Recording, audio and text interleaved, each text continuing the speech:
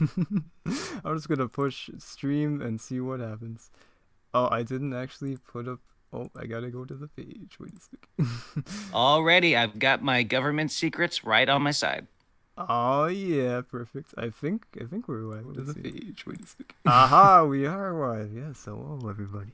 Welcome back Oh, to did another live audio anomaly broadcast. Yeah, it's good to be back once again. Try to do these like every few months or so. I figured it was time. Feels great. I don't know about you, Mr. Hatter, but I just finished up some things, some finals and stuff. So it feels good to be free and broken out of my chains. Now I can wreak havoc on the world, thankfully, which is gonna be fun.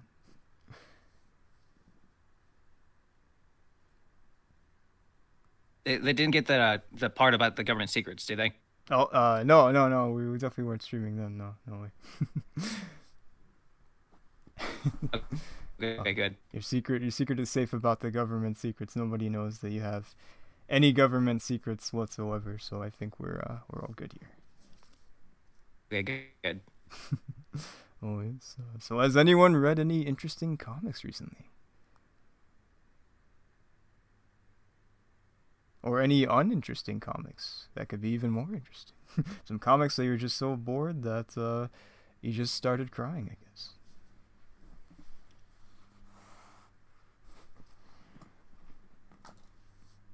Oh, hey, wait, what? How's it going? It's so boring. Yes. And you just start crying. Yeah, yeah. You're just like, why did I pay money for this? I can't believe it. I could have done anything with my life, but instead I chose to read these comics. uh, I don't think I've quite had an experience like that before. I don't actually think I've really like read like a comic. I was like, ooh, that was bad. I've read like some comics. I was like, that was fine. I gotta say, the first time I read, I think it was like Defenders or something. It wasn't like the Netflix series Defenders. It was like the other Defenders. And I was like, oh, I wasn't that interested in it, to be honest. I was like, I was probably like 7 or something, so I guess I couldn't fully comprehend what was going on. But I was just like, oh, this wasn't at all what I expected, and I went back to reading Spider-Man. So I think I still have that comic Like somewhere or something. the scene from if you've seen the movie, what is it? Silver Linings Oh yeah, Super. It's like reading a book right after he finishes it and like throws it out the window, breaking it. Just show that was pretty much me when I was a kid. how I was like, angry he this is. is.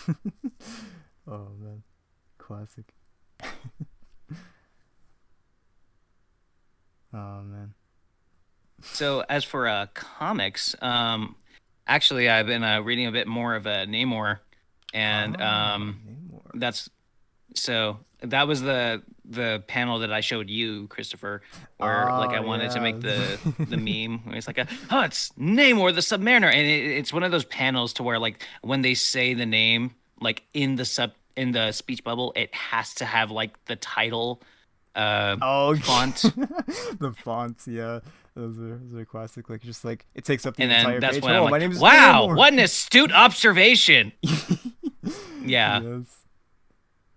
Oh man. I started noticing that like when I was in high school and I was reading Green Lantern Blackest Night, and every time they said like the name of like the specific Lantern Corps, like it had to take up like half the page. There's like a scene to where like Sinestro is fighting Mongol, and Mongol like wants to take over like the entire Sinestro Corps because I guess they have like some bad history, and then Oh. Sinestro outsmarts Mongol with his rings, and he's like and that's why you will never be part of the Sinestro Corps. And it's just like just half of the page is like Oh dedicated my to god. this artistic font Oh. saying Sinestro Corps in the most heroic fashion there is for a villain. Oh, they were cooking with that one. They knew what they were doing. Oh yeah, and it That's was like amazing. flaunt him, flaunt that yellow everywhere. This is what's gonna sell the comics, guys.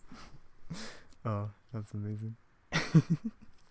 I How many forget. lantern cores do we have in here? Okay. We have we should have like 7 plus 2. Oh god damn it, the artist thought. forgot they do that. Yeah, I haven't read a comic with that in a while, so I feel like they do that with Thor as well, just like the fancy Thor font or whatever. Sometimes like it is the mighty Thor, every time. So they should do Well, that in the yeah, movies, that just every single time. yeah. Every time that there's subtitles for Asgardians, it has to be in that Shakespearean font. But everybody else who speaks a different language, they just get a regular font. Oh, I love it. They gotta commit to it too, just like with James Cameron and the freaking what's that font called? Papyrus, yeah, for Avatar. uh, Immaculate. Oh, yeah. They actually did a skit like that on SNL, making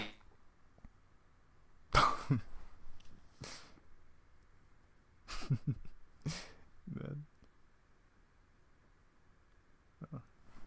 Oh, Mhm. yeah, we've got our first message from hello from Leo, of course, and Nikki asks favorite Star Wars movie. Interesting, perfect timing with May the 4th coming around. Do you two have any favorite Star Wars movies? Like either your favorite or like your one of your favorites that maybe isn't your definitive favorite.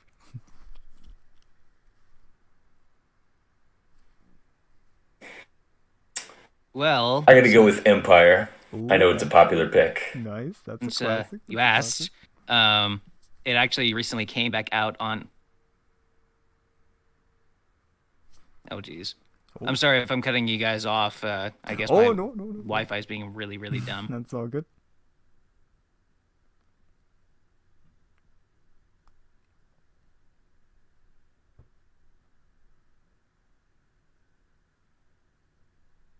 Oh yes, you were. Oh, okay. I guess he's gone. Yeah, I'm sure he'll be back. Yeah, but as far as my favorite, I feel like for me, um, of course, Empire actually is amazing. I feel like it's the in my opinion, it's the best as far as like the story and stuff. And I love how like, yeah, Empire is the best.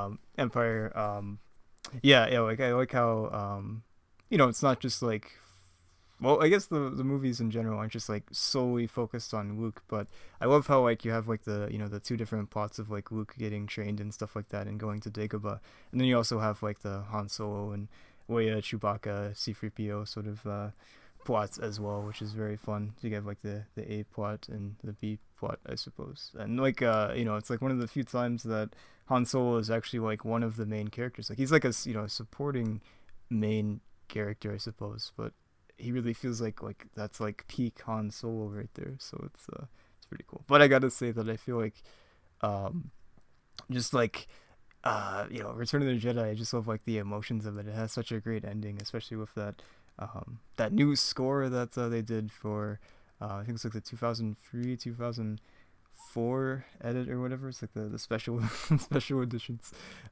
which are a mixed bag sometimes, but um yeah, the original score was good. It's like the Yub number, whatever it's called. It's like this like fun sort of like freaking small. It's a small world like sounding like music thing, and it fits because that seems like that's what the Ewoks would actually be singing and stuff like that. But then hey, welcome back, Mr. Hatter.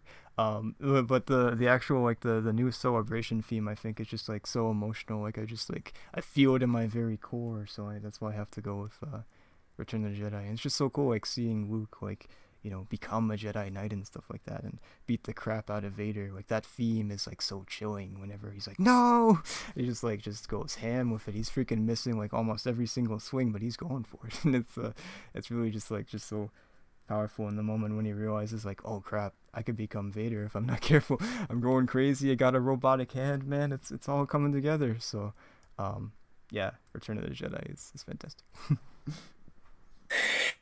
Absolutely. Well, luckily for you, you got to see Return of the Jedi recently in theaters, so that must have been a treat. Yeah, that's yeah, that was really fun. They did a anniversary. It's the 40th anniversary. I don't actually know what month it came out in, but I know it's like they're doing it now because of May the 4th, which is cool. Um, but yeah, that was that was quite the fun experience. It was cool. It'll be really cool to see like the original cuts of the movies on the big screen. They do the most recent cuts, so you have uh, the things that not everybody is always a big fan of, like the whole like I guess I've gotten used to this, but in the originals up till pretty recently, whenever Vader picks up the Emperor and tosses him into the hole, he doesn't say anything, and I feel like there's like a lot of nuance in that, like a lot of emotion from the helmet or whatever. You don't see his face, but you can really just like you feel the conflict within him, and without him, but they just they cut out the context and they just straight up just go for it and just have him say no, which I guess is it's okay. I don't mind it too much, but I feel like it sort of loses that sort of special like I don't know like what the word is like I don't know subtext I guess. It's good. Yeah, I felt like I got enough no from Vader after Revenge of the Sith, um, so I kind of liked it better when he was silent. Yeah. Uh, Oh yeah. Yeah, that's yeah. So there's that. But yeah, I've never actually seen the original cuts. Have either of you ever seen the original cuts of the original trilogy? A long time ago in a galaxy far, far away. Yes. Oh, perfect.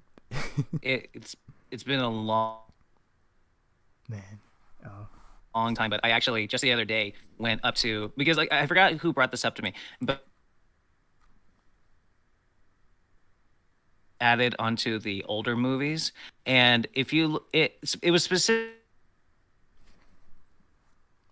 at the part to where Luke is training with his dad's lightsaber in the Millennium Falcon, and Obi-Wan is teaching him how to use the Force to predict the patterns of the blaster. And the lightsaber in the original cut is like this nice like cyan looking blue, but in the remastered quote unquote remastered version it's like a flickering white. It's like Yeah, it's so weird. enhanced is enhanced. Enhanced to look worse. No. That's funny. And there's like a bunch of stuff like that throughout the entire movie, to where like the lightsaber itself like looks either green or blue or white. But in the original version, it yeah. Oh man, the the enhanced version got to him, I guess. Yeah, it's always I've noticed that like the lightsaber is like so pale in that version. It's really weird. Yeah, I've never actually gotten the chance to see the originals. They have like these like bootleg Blu-ray versions. I remember what my uncle once like sent me like, hey, do you he's like, hey, do you want a link to like the original trilogy unedited or not unedited, the original cut of the original trilogy? He had like some sort of like Pirate Bay or something. He just like we never like talked, but he just like sent me this randomly. It's just so weird. It wasn't like a scam or anything. And taken over by It was just really funny. I said, "Oh, that's cool, thanks, but I'm okay." I wasn't sure what the link would do to my computer, so I was better safe than sorry. But yeah, so I've never.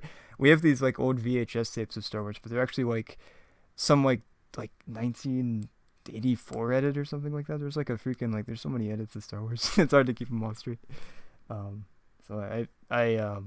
yeah, fun stuff. But have you seen the original Star Wars, my good sir? I have not. I would like to though because I just want to see it how it was shown originally, and that one scene with Jabba in A New Hope that was added with CGI. Oh yeah. It was it didn't look real. It took me out of it. So, I would probably like. I'm not a big fan of that one. Yeah. Well, that and also Han Solo calls him. It's like, Jabba, you're a wonderful human being. I love that. Yeah, definitely wasn't set up to be something else at all. No. Oh, and how they like edit like Han like walking around him, they just like bump him up a little. Oh my god. It's so good. It looks like I keep forgetting this guy's name on Instagram, but like he like does this thing to where like he'll just move a picture of his body to make it seem like he's like beating up stuff like a bear or a guy or like a shark, and it literally looks like they're doing that. They're just dragging an image of Harrison Ford across Jabba the Hutt's back the entire time. It's just using Photoshop. Yep. I love that. Remastered, everybody. Remastered. Yeah, yeah, he's a cool guy, but I guess he has his shady connections, I guess, when it comes to the freaking the original cuts of Star Wars. It's just so random. I don't know why you just sent me that, but yeah. Yeah, remember, guys, that George Lucas had all of this money to do Star Wars the way that he wanted his vision to come to life. And he said, oh, yeah, you see, all this stuff, it just needs to be redone. There needs to be more aliens, and the lightsabers need to be inconsistent colors, because that's just what makes Luke Skywalker special. And we were going to have Jabba the Hutt just these dirty clothes, but we're just going to just drag his picture along. We'll fix it in post. Oh, he's got to fix it in post. Classic Lucas. Oh man. Yeah, that'd be so cool. Like, they have like, I don't know. I don't think they have that on Disney Plus. But they have like different versions of movies and stuff on Disney Plus. Sometimes like there's like a whole bunch of like IMAX like enhanced editions, so you can like watch this on IMAX or whatever with the full screen or whatever, which is really cool. Not every movie, because not every movie like had that, I guess. But Iron Man and like all the recent ones and stuff like that, like the Eternals and all that jazz. It's very cool. But it'd be really cool if they like I highly doubt they would, but it'd be cool if they like actually released like the original cuts of the movies as like an option. Like, do you want to watch the special editions, or do you want to watch the original cut? I think that. Oh yeah, because I'm more than certain that everyone's rushing to see Eternals again in IMAX. Exactly. Yeah. Of course. Everybody's favorite IMAX experience, no doubt. But yeah, I think that'd be kind of cool. Like, they have like deleted scenes and stuff like that on some of the Disney Plus things, and like behind the scenes or whatever, like all sorts of like random jazz, like even like the like those like one shots or whatever were pretty cool. Like there's like the Peggy Carter one shot and stuff like that, and freaking like there's like a Coulson one or something, and all of that are on there, which is cool. What's that? What's the Trevor one? Like was it Hail to the King or whatever?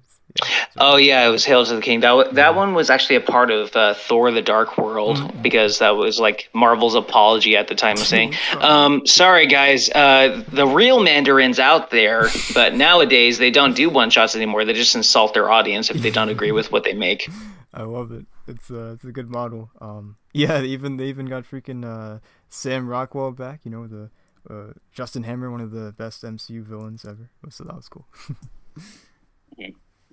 I like how he's like adapting to prison already. He's like he's already got like a bottom bitch. I was like, no, don't do that here. We're in public, baby. Don't do that. They got to bring back Justin Hammer for Armor Wars. That would be so good. I know, right? And this time, yeah, they'll get him in a mech suit this time, and he's so inefficient through it, he actually accidentally becomes good. And he's so unpredictable. Do you want this channel to get nuked off the internet? Stop saying cool it with the anti-Semitic remarks. Cool it with the anti-Semitic remarks. Yeah, look at this card. It's got what is it? Look at the tasteful thickness of it. God. That's bone. How's it going, Mr. Buzlinski? It's fucking going, fam. How are we doing here? It is, isn't it? Oh, we're doing good. We're talking about the greatest MCU villain ever created, Justin Hammer, of course. Thanos couldn't stop him, man. He's unstoppable. I thought the greatest MCU villain of all time was whoever decided to keep making these god-awful fucking movies. Oh, that would be either Kevin Feige, Bob Iger, or Victoria Alonso, but she was kicked out, so we only have two suspects. Yeah. Okay. I thought she was like the head of like special effects or whatever. I thought that was her role. Yeah, but she was also one of like the head departments yeah. of like what gets portrayed on screen. She was also like one of the big people that pushed El Niño Sin Amor. Oh right, God. Okay. Are you making a reference to the pseudo Namor thing? Like, Yeah. There you go. Yeah. That is correct. That is pseudo Namor. Yeah. You have to add in the R, like the long R, the Namor. I thought I heard somewhere, maybe it was even you on one of your podcasts, but I thought somebody had said that there was it had to do with like the rights to Fantastic Four. It's why they had to change him so much or something like that. Stuff, man. I'm not. From what I believe, I'm pretty sure that like Universal had, because I know that Universal still has the Hulk until like I think like the end of 2000 until this year, and I think that's the same thing for Namor. So I think they had to like walk around eggshells for that, because if you notice, they only call him Namor. They never call him the Submariner, and I think that's why. To be fair, I can't remember the last time I saw his title referenced like in the comics. Well, that's because Universal hasn't done anything with him. Yeah, that's true. Well, no, I meant in the comics. I can't remember the last time I fucking heard that like in the comics. It's usually just Namor, endless fucking boring ass rhetoric about Reed Richards being a cuck. Like that word, by the way, I'm taking it away from everyone. I never want to hear that word again in my life because nobody uses it correctly. Like the word cuck has been appropriated and now it just means like somebody who it just means like the woman that you're interested in doesn't have an interest in you. But that makes you a cuck. And it's like, what the fuck? No. Wait, that makes you a cuck now? Yeah, like it's so fucking cringe. Edgy is another word that I am taking away from everyone. Like I remember you got very upset last time we were on that about that. Okay, yeah. Well, I care very passionately about this. Everyone is wrong except me. I'm right. It's just true. Like fuck that. I've argued in that server. I'm the best rhetorician there. They all need to learn to argue better. They need to get better opinions. I'm right. They're wrong. They can die mad about it. Nobody knows how to use the fucking word edgy correctly, and I'm so tired of it. Fuck. Yeah, the only appropriate time to use edgy is with Edgy the Hedgy or Shadow the Hedgehog. When we're talking comic books, the only time I want to hear the fucking word edgy used is if we're talking about anything written by Garth Ennis. Even the few good Garth Ennis comic books, you're allowed to use the word edgy. Like, if you're talking about Preacher, which is unquestionably one of the greatest graphic novels of all time, you're still allowed to use the word edgy because it is. True. Yeah, but if you're not talking about Garth Ennis, I don't really want to hear the word edgy because you're probably using it wrong. Like you could be using it correctly, but statistically speaking, you're probably wrong. It's true. I was kind of disappointed. I was kind of hoping you blow up like Tom Cruise when he's like talking on the set about like people not wearing masks. Oh yeah, fucking. Yeah. Oh, I don't know that one. For a second, all I heard in my head was the that scene in Tropic Thunder. Why don't you? What is it like? Why don't you take a giant step back and literally fuck your own face? He's my favorite character in that movie, man, and he's got like 10 minutes of screen time, if that. So I never realized this, but my brother, he recently showed me an interview with him, but I did not know this. But apparently, a lot of the creative choices behind that character actually came from Tom Cruise, because he says in the interview, like when I read the part of this, it's like, Ben, I want to play this because Ben Stiller wrote the screenplay, and he's like, Ben, I want to do this, but I want fat hands and I want to dance. And so if you notice, his hands are actually prosthetics. They actually put him in full makeup to look like this like fat sleazy producer, and he danced. Yeah. And then like Ben Stiller just added in the music later, and they just couldn't stop laughing. Tom Cruise in Tropic Thunder. When I was talking to Christopher about how I wanted to approach Stephen Grant for Moon Knight in the MADU. I had originally said to him, I'm like, yeah, I'm thinking like a coked out like Quentin Tarantino, which is really just Quentin Tarantino. And there's definitely a lot of Quentin Tarantino in my interpretation of Stephen Grant. But then I went, now that I'm thinking back on it, like right now, as I'm thinking out of like, there was definitely some of the fucking Tom Cruise in Tropic Thunder in that performance. Like, I was very suspicious about that because I was just waiting for you to mention something about an actor's pair of feet. yeah, it's I don't think Grant is a foot fetishist. No. I don't think so. I don't get that vibe. You know what? He strikes me as the kind of guy who secretly really just wants women to like cuddle him. like he's so like misogynistic. He's such like an angry fucking little ball of bullshit. And then like, he gets like some like fucking cute hooker named Svetlana back up to his room, and really he just wants to talk about like movies all day. Yeah. Like she's like, would you like me to start sucking your dick? And he's like, no. I want to talk about Kurosawa films. God damn it. And then he starts complaining about how women are all dumb. But like that's kind of my interpretation of our version of Stephen Grant. And I don't hear Chris arguing with me, so it's canon. accurate. It's canon. Yeah, like yeah. He's Yeah, just like I'm starting to think of him now as like every time like a woman like turns him down from the conversation he wants to talk about, that's the reason why he starts talking about why all women suck. yeah, his misogyny is purely born out of the fact that none of them will let him nerd out about movies. Like, none of them have seen enough obscure movies like for him to be happy and recognize their intelligence. And it happens so often that other hookers keep telling each other, they kind of like blacklist him. They're like, oh yeah, look out for this side. Don't go to. It's like, why is he a serial killer? It's like, no, he just won't shut up. No, you know what? The opposite is true, though. They're like, listen, do you want to make enough money to, like, get out of, like, the streets, like, forever?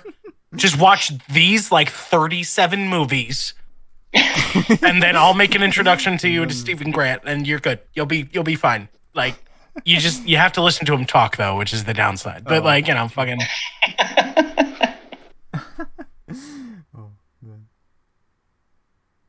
Sorry, Chris. I came on and immediately shit got weird. We've got another person here. How's it going, sir? You came at a very weird and interesting time, didn't you? The best time. I'll say. Yes. Yes. Yes. So how are you doing today? PG. He doesn't have a cinephile hooker with him, so he's behind. Yeah, that's true. He's behind. Excuse me, a what hooker? A cinephile. Cinephile What the hooker. fuck is a cinephile? A person who loves movies. Yep.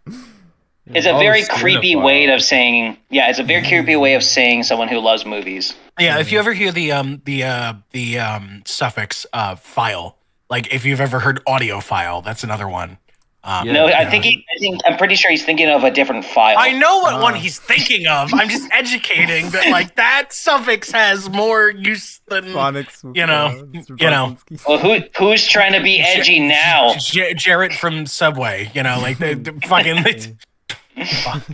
Oh, man, shit. That's the problem with John's insistence on like. I'm so mad at John because he ruined the Punisher for us for MADU. Because he's it's gonna be like this, like this. It's gonna be. I love John. John, if you're listening, this is not me talking shit about you, except for this one thing. He's gonna motherfucker. Punisher is gonna be a non-based thing. I'm gonna set it in like this over here. Well, fuck you. Now I can't do a thing where Frank Castle is like, "Hello, Jared," and shoots Jared from somewhere. Like I can't write that story now. You've ruined it forever. I'm so mad. I'm eternally mad. At least the meme short. Oh my god. Yes. There you go. We're gonna do in the meme skit. Yeah, you gotta come on. You can't tell me AJ would be so down for that. He'd be so down for that. Imagine being me and just imagining Frank Castle coming from like the darkness and fog of like a side shot and being like, hello, and then shoot someone. Like he does a little hand wave and everything. It's like, greetings. Ow. Oh man. Hey guys, you want some candy? I got the South Park interpretation of him. I got you. I got your foot long. So you finally came, Frank. Yeah. How you doing? You asked for a foot long. I got you a round from a Barrett 50 cal. Suck it. I'm trying to do. I can't do AJ's Punisher voice, but like that's my fucking Just like, There we go. Destroy your. God. That Hold man, on. God, how did he do that? His voice sounded so annihilated or that. He was like, I think that was it. Thank you. He was really good. He's got a very versatile voice. Oh God, I respect it. I respect the hell out of it. Freaking His story. Norman Osborn performance is so. Oh. There's so many scenes that I want to write now for future episodes because of hearing AJ's performance. Oh. Like in those scenes that I wrote. Now I'm like, well, now I have to write more shit.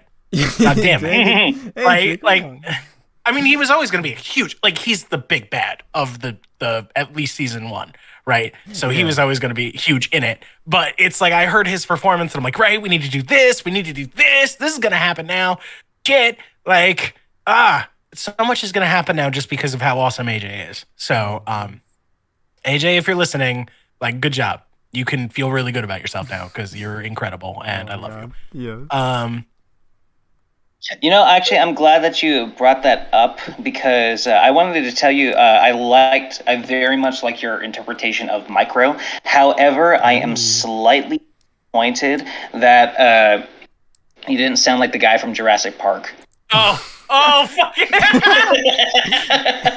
Wayne Knight.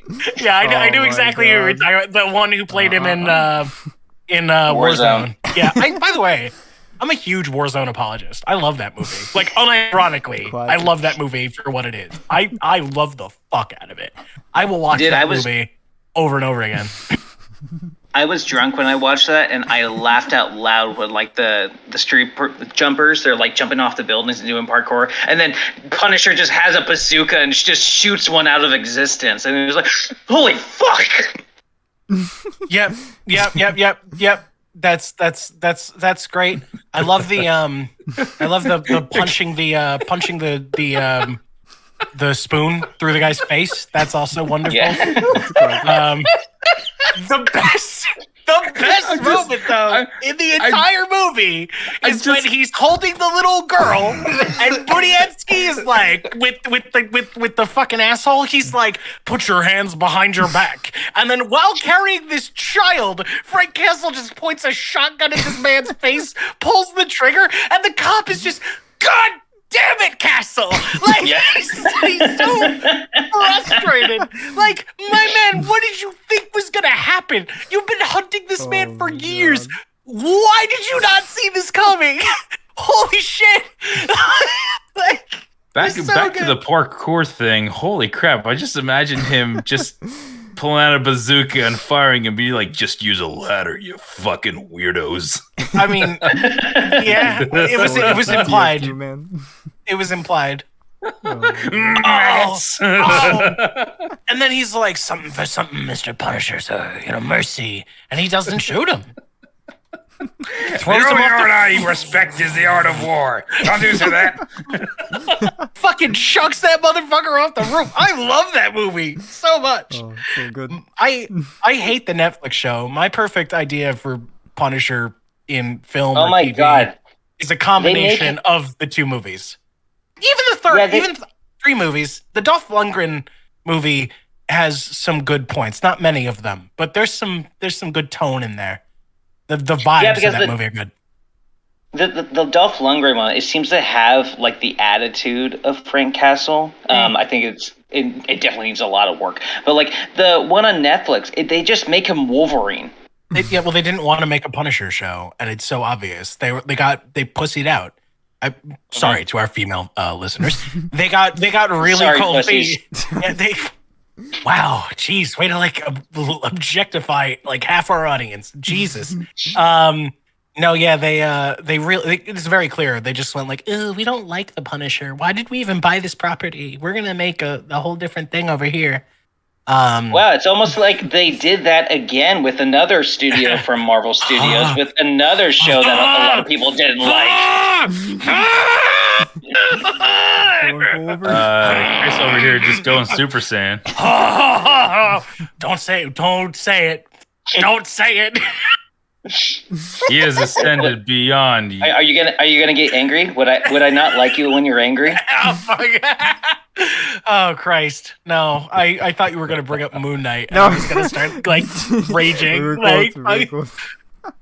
Well, they wanted to make an Egypt show, but yes, it did seem like they kind of sort of wanted to make a Moon Knight one, unlike other people who No, I definitely didn't disagree. want to do anything with source No, material. I wholeheartedly disagree. In fact, the director came out and said something to the effect of, like, he didn't want to do anything that had, like, come before with Moon Knight. And I'm like, Yeah.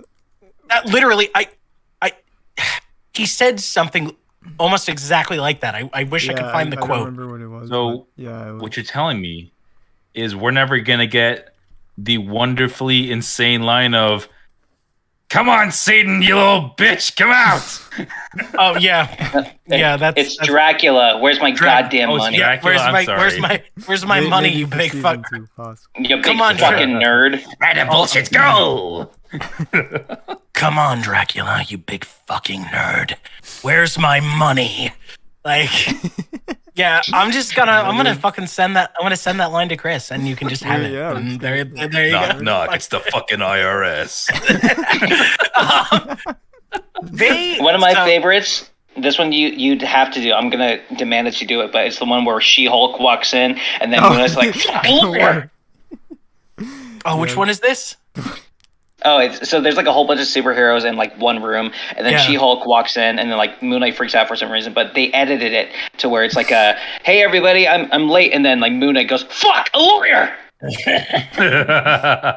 That is an appropriate response, to be fair. I have not met a single lawyer in my life who wasn't a piece of shit. Like some of them are even like friendly acquaintances of mine, and I hate them too. Oh, it's They're You ever play Capcom or Marvel vs. Capcom 3, the extended edition? I've played it, but I hate that game. The best Marvel Capcom games are 1 and 2. Well, there's a line that Ghost Rider says, like, if you like fight against like what's his name, Phoenix, right? Phoenix. Yeah, he goes like, "You realize how many lawyers are in hell?" Yeah, Ghost Rider had banging theme music that did not fit him at all in that in that game. Like it was some awesome fucking music that was not appropriate for his character whatsoever. That in Captain blaring so loud America. you can't I mean, hear there's the a lot lines. of them. Oh my god. Well, did you ever play the first ever game in that whole line, which was Marvel Superheroes? Because a lot of those No. themes. So if you go back, look up sometime like Marvel Superheroes OST, and you'll hear some of those characters started back in that one, like Captain America, for example. I bet. Oh, is that the one where they had the X-Men in it? Yeah. Because I think I misspoke. I think before Marvel Superheroes, there was X-Men Children of the Atom. Yeah. I think it started with X-Men Children of the Atom, which was just an X-Men fighting game. Because then they took a bunch of those assets and they brought them into Marvel Superheroes. And Marvel Superheroes then went into Marvel Superheroes versus Street Fighter. And then that transitioned into Marvel versus Capcom, I believe. I think that's the lineage. And Marvel versus Capcom is where it all blew up. But if you go all the way back to Marvel Superheroes, which is where a bunch of those characters like Captain America and a bunch of all the non-X-Men basically were first introduced, they had perfect themes. Spider-Man has one of the best themes I've ever heard for the character in Marvel versus Capcom. And then with every iteration, or with Marvel Superheroes, I meant. But then with every iteration of Marvel versus Capcom, they kept ruining it by changing it and adding more stuff to it and making it more jazzy. Like, yeah. Oh yeah, that's something we definitely need for high-pitched or high-tone music. It's make it jazzy. Yeah. Yeah. Well, fucking Spider-Man audio drama's got a whole bunch of Spider-Man audio. What's that? electronic music coming. I scored a bunch of it today. Yes. It's a whole bunch of like techno and trance and like all kinds of good stuff. And I mean I'm biased because I put it together, but I think it sounds musically. I think it sounds really good. Yeah. You know, I'm not sure if I'm in the minority for thinking this, but I really, really love the soundtrack from the Raimi movies. Oh no, definitely not in the minority there. It's I like amazing. those. just Yeah, so- I think they're really good for those movies. Yeah. I just wanted to do something a little different than like a bunch of orchestral stuff. Yeah, But that Yeah. that film does have some really great orchestra pieces. yeah, especially That main Spawned theme some is of the best iconic. Spider-Man Yeah. memes to date. yes, yeah, the third. And also solidified J.K. Simmons as the greatest J. Jonah Jameson in history. Yeah, he's pretty. That's so good. They recasted him. Yeah, they brought him back. Yeah. Yeah. Well, they recast him as Alex Jones. Spider-Man Spider-Man is a menace. I don't like them putting chemicals in New York. They turned the freaking spiders gay. Look at that. Spiders are supposed to be spiders, not men. It's the damn chemicals. Critical spider theory. It's ruining education. You ruined the results by measuring it. I'm telling you. I'm sorry, that was a quantum theory joke. It's all right. Oh shit. Blah blah blah blah. I love how in the I think it was the second movie, he was trying to be calm for his blood pressure. Or was it Oh, the yeah. third one? The Sorry, third your one, blood pressure. yeah. And so he's like the most insane Wrong shit one. is going on. He's like, thank you. Time for you to Drink take your plenty medicine. of water. Not that one. Not that one. Drink plenty of water. Oh Yeah. god, I freaking I love all would've- the scenes, man, throughout the trilogy. Just so good. Like the part where he's like Hoffman, and he's like already there. It's like, oh. So I would have loved a whole sitcom just about like life at the Daily Bugle. That would have Yes. been pretty Oh fucking my funny. god, I've been thinking about it. I think my favorite line from the entire trilogy of Spider-Man is like when Betty's like calling him up and saying like your wife just called, she lost the checkbook. Thanks for the good news. Yeah. Oh. Do they ever go into because I know in the comics Jameson's rich. Did they ever go into that in the Raimi trilogy? I don't remember. No, yeah. No. they No, don't. No, he's just he's kind of kind there of- for comic relief. Because in the comics he's like stupid rich in a way that doesn't quite make sense. Yeah. No, I think in the trilogy, he's always like, I think he makes money because his wife like is a big spender. It's Yeah, kind of yeah. implied. But he is also always talking about like saving up money for stuff. So I think he's like middle class. Yeah, in the comics, Well- he's fucking constantly like, "I'm putting out a $2 million reward," for which in the like the 60s and 70s is like That's insane freaking- money. That is wild. He's like, yeah, he's like, "I'm putting out a $2 million reward for the first person who can, like, I don't know, kill Spider-Man." All right, and it's I'm like, Jameson, that's why are you not in jail? Yeah. What the fuck? Like, Jameson, you just created your third supervillain in an attempt to murder a private citizen. Whoops. What is happening? Oh wow. That's the rich. Jameson is just chilling in his office. He's like, you know what? I need something that will spice things up. Put out a $3 million reward for Spider-Man's, I don't know, his foot or his penis or something. Fuck. I was about to say $3 million for us. I want to see that thing shoot webs. Spider vitality pills. Wow, I meant to say vitality, and then I got fertility in there, and it got weird. Fertility pill. Yeah. Spider fertility pills. Spider-Man boner pills. $3 million. Christ. That'll get him. Yeah, let's call it Spidagra. Yeah. Newspapers aren't making enough money anymore. We gotta find a new revenue stream. Spider-Man I know, we'll bathwater, go- $500 a bottle.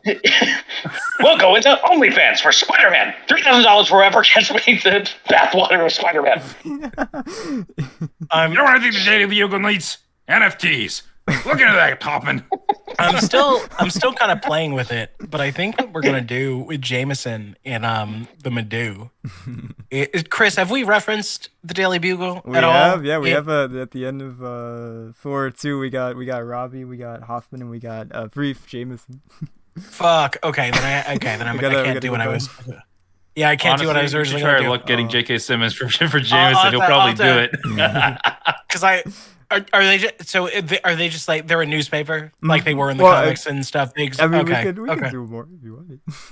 No. I like working with the continuity that came before me. I'm not interested in like coming in and being like fucking like, no, we're changing it. I'm not Mephisto. It's a creative exercise. It's like the only thing I'm mad about is the Punisher timeline thing. That's like the one thing in the MADU that literally gets my eyes twitching. And it's like, John, why'd you have to be different? I know you don't like superheroes, but why the fuck did you have to do that? It's like some Garth Ennis shit. All right. Superheroes are just a bunch of cunts. He's so boring. Like, he thinks he's cool and subversive. And it's like, you're the asshole, Garth. Like, why are you Well, not here? just that. There was a video, I kid you not, like just the other day I was watching where it explains that the show is actually way better than the comics, and I agree because it's mostly once you read more of the comic books itself, it seems like their morals and their values kind of just go away for the sake of just beating up superheroes. Oh yeah, the comic is inherently weird because the whole thing is they're like, if you're a soup, I assume you're talking about The Boys. Yeah. Yeah, in the comics it's like, yeah, if you're a soup, you're inherently like the worst.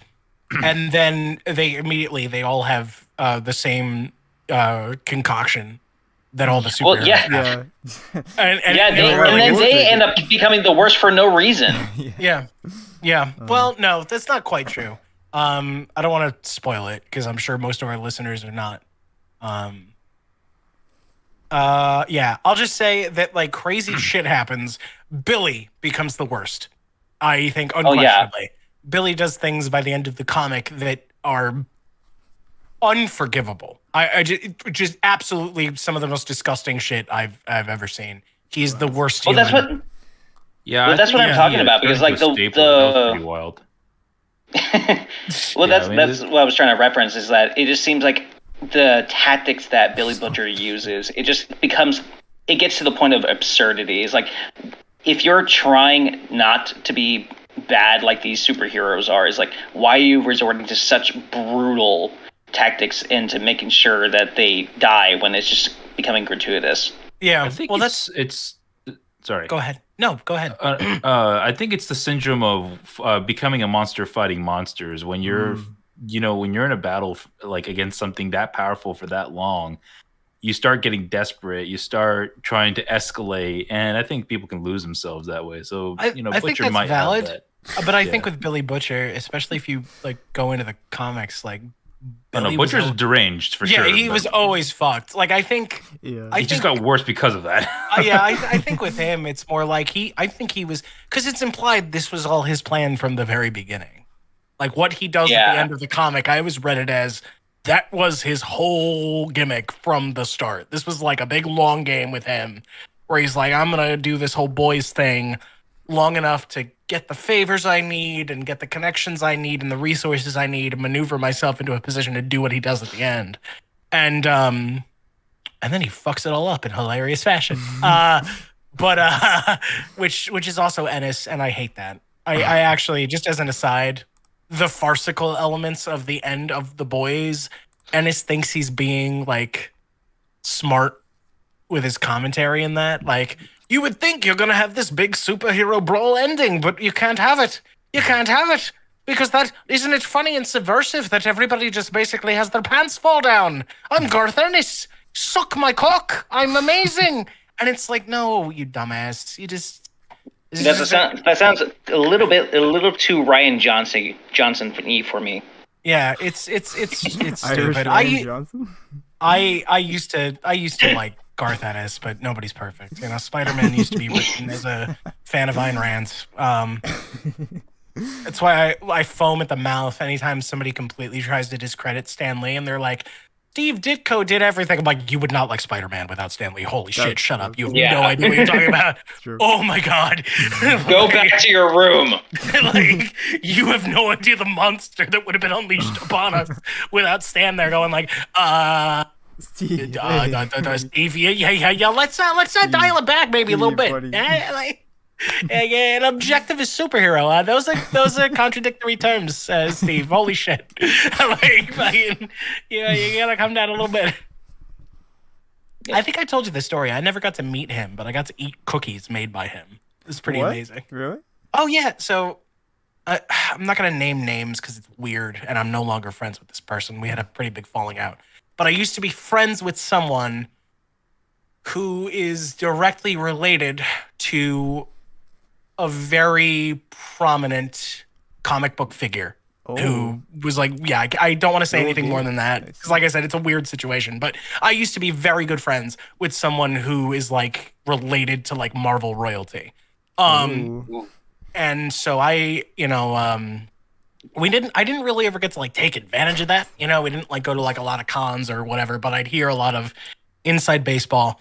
And I was able to get some cool pieces of autographed art and stuff like that, little hookups here and there.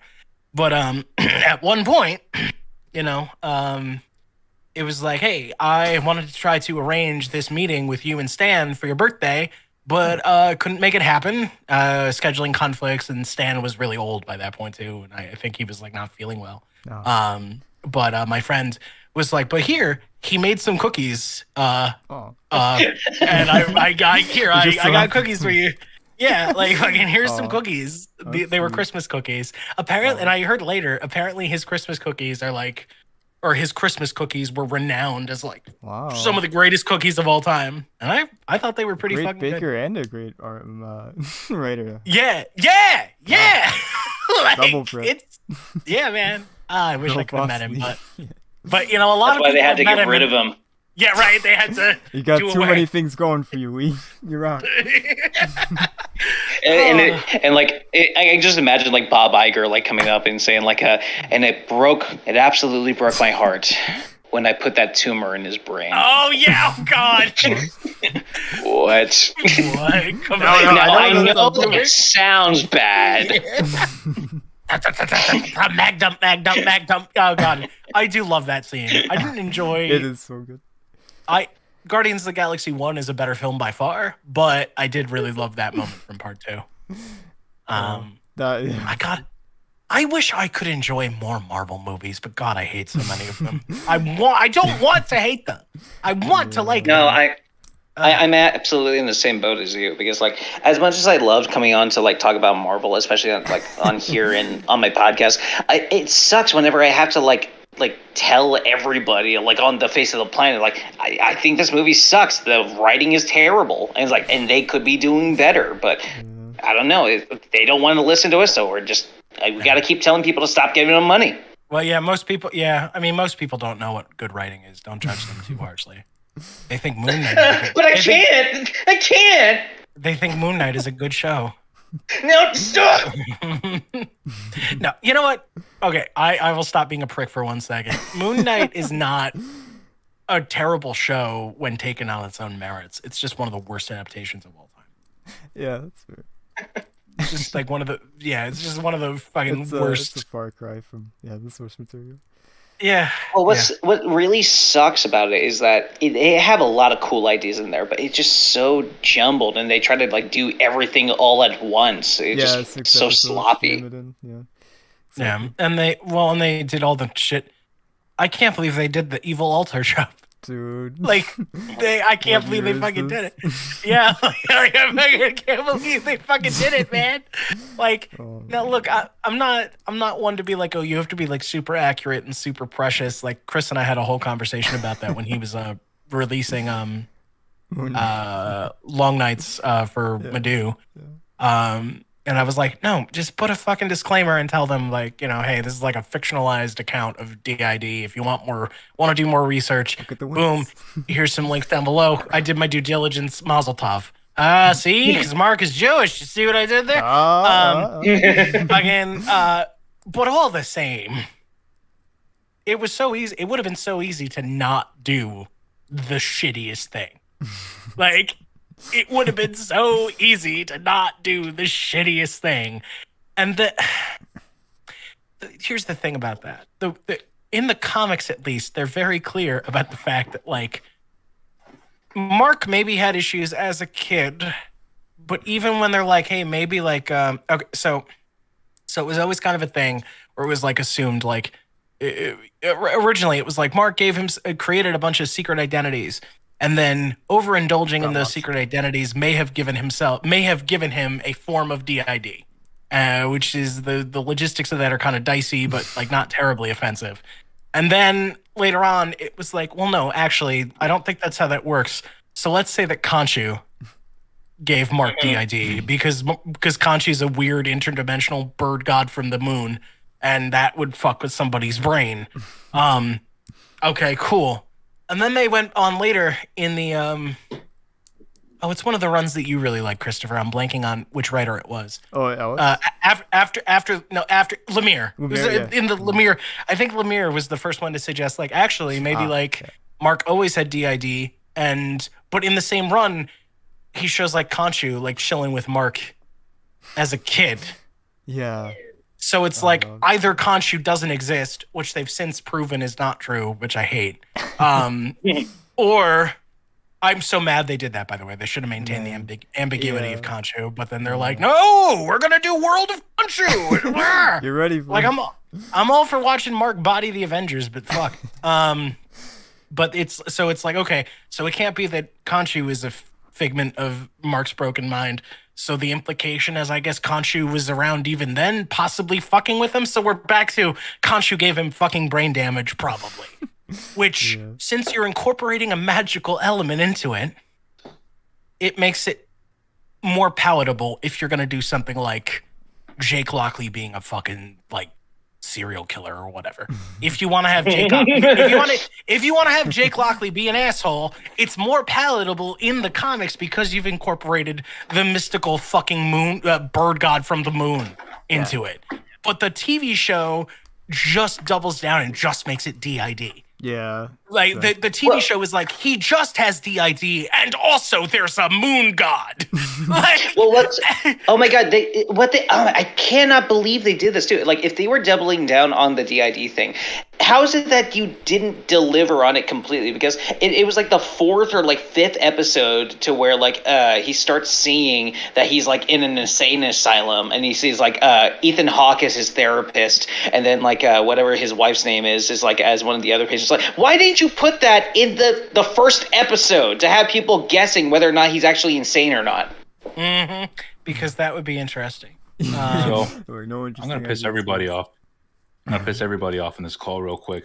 Yes. I watched Moon Knight. Oh. And it wasn't that entertaining. No, you don't understand. We agree with you. No one here likes that fucking thing. Like, anyone who's read the comics is like, what was that fucking show? We just had like a whole podcast episode on that, actually. Yeah. Like, it felt like it had a bare bones plot, and it just threw all these details for no reason on it. No, it's garbage. It's like one of the worst things. It's like I said, they had a whole bunch of ideas. They tried to do them all at once, and then they just dropped it. And then everybody's like praising it. Everybody's like, well, because they're idiots. And I'm like, y'all standards dropped then. Holy shit. You know, I made a joke about this the other day. It's not particularly about Moon Knight, but I said, hey, do you guys want to know how to make $1 billion? And this is a reference to Mario. It's like a way for all the companies to drop the bar so low to where you can just go crazy with any idea. Yep. I know the reason why it's happening, but I don't want to get canceled, so I'm not going to mention it. You're not going to get canceled, but if you say something stupid, I'm going to debate the shit out of you and make you feel bad. I did it once. I've already been canceled like 10 times. You're okay. I did it once before on this live stream, and I will do it again. Like, and Chris isn't gonna stop me. So fucking just like be warned. I'm just a casual watcher. I'm just like Hawkeye in the Avengers. I'm just up there watching. I have taken an oath not to interfere unless it's convenient. If you say dumb I've shit, taken an oath not to interfere unless it's fucking hilarious. If you say dumb shit, I will calmly but firmly debate you off the call. Like, you will be like, I'm gonna go. All right, we got 1 hour. All right, here we go. Here's my take. Right now, the vocal minority is creating this image where it's because you live in the 21st, you live in 2023, so you already know about Twitter and cancel culture and woke culture and blah blah blah blah blah blah blah. Sure. Knowing all of this, producers are trying to lessen risk taking by dialing back any risks that they take, and it really fucks up series. So writers are forced to do inclusions or exclusions and mess with source material, and that often distorts what the original thing was supposed to convey, even if it could have been offensive to in one way or another. They're just trying to dial things back so much that you end up with a boring or a confusing series from what the original source material was trying to convey. Well, speaking as I think the most disgustingly woke person in this call, I think you're actually correct mostly. I think your framing is maybe a little off, but I think the thing that a lot of people on both the left and the right miss all the time is that it's about money. They don't. We've got to have money. These corporations don't actually have like super invested like morals of their own. Like you see this especially from people on the right all the time, not just like Republicans, but like super right people all the time. They get super bent out of shape and they're like, look at these corporations like pushing their fucking values on us. It's like, no, dipshit, they don't have values. They don't care. Their value is money. And the thing is, like, most of the country by and large is liberal, not leftist like me. Liberal. They should all be so cool, but they're not. They're liberals. You know, they don't want to burn the whole system down and make it better and awesomer. They want to. No, that's me. Well, I don't want to live in the world that you would create. But it's okay. What they want to do. But like, so their whole thing is they just want money. Yeah. So when they do that, what they're doing is they're seeing like the way the whole conversation is shifted. Like, for example, the GOP is, we're good. Oh man, the GOP is. I think this is pretty unobjectionable though. Like you can like look this up online. This is pretty like observable fact. I'm sorry, what was that? Do you have Tourette's or what was that? The GOP is having the Republican Party.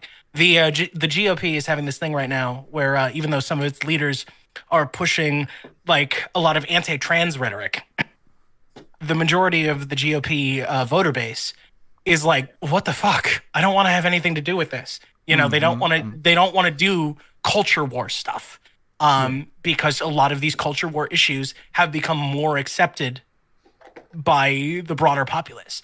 And I think that's kind of the same thing with Hollywood and other filmmaking apparatuses. They're like, oh, you know, this is what we value. This is where our perspectives are at right now. This is what we're looking for.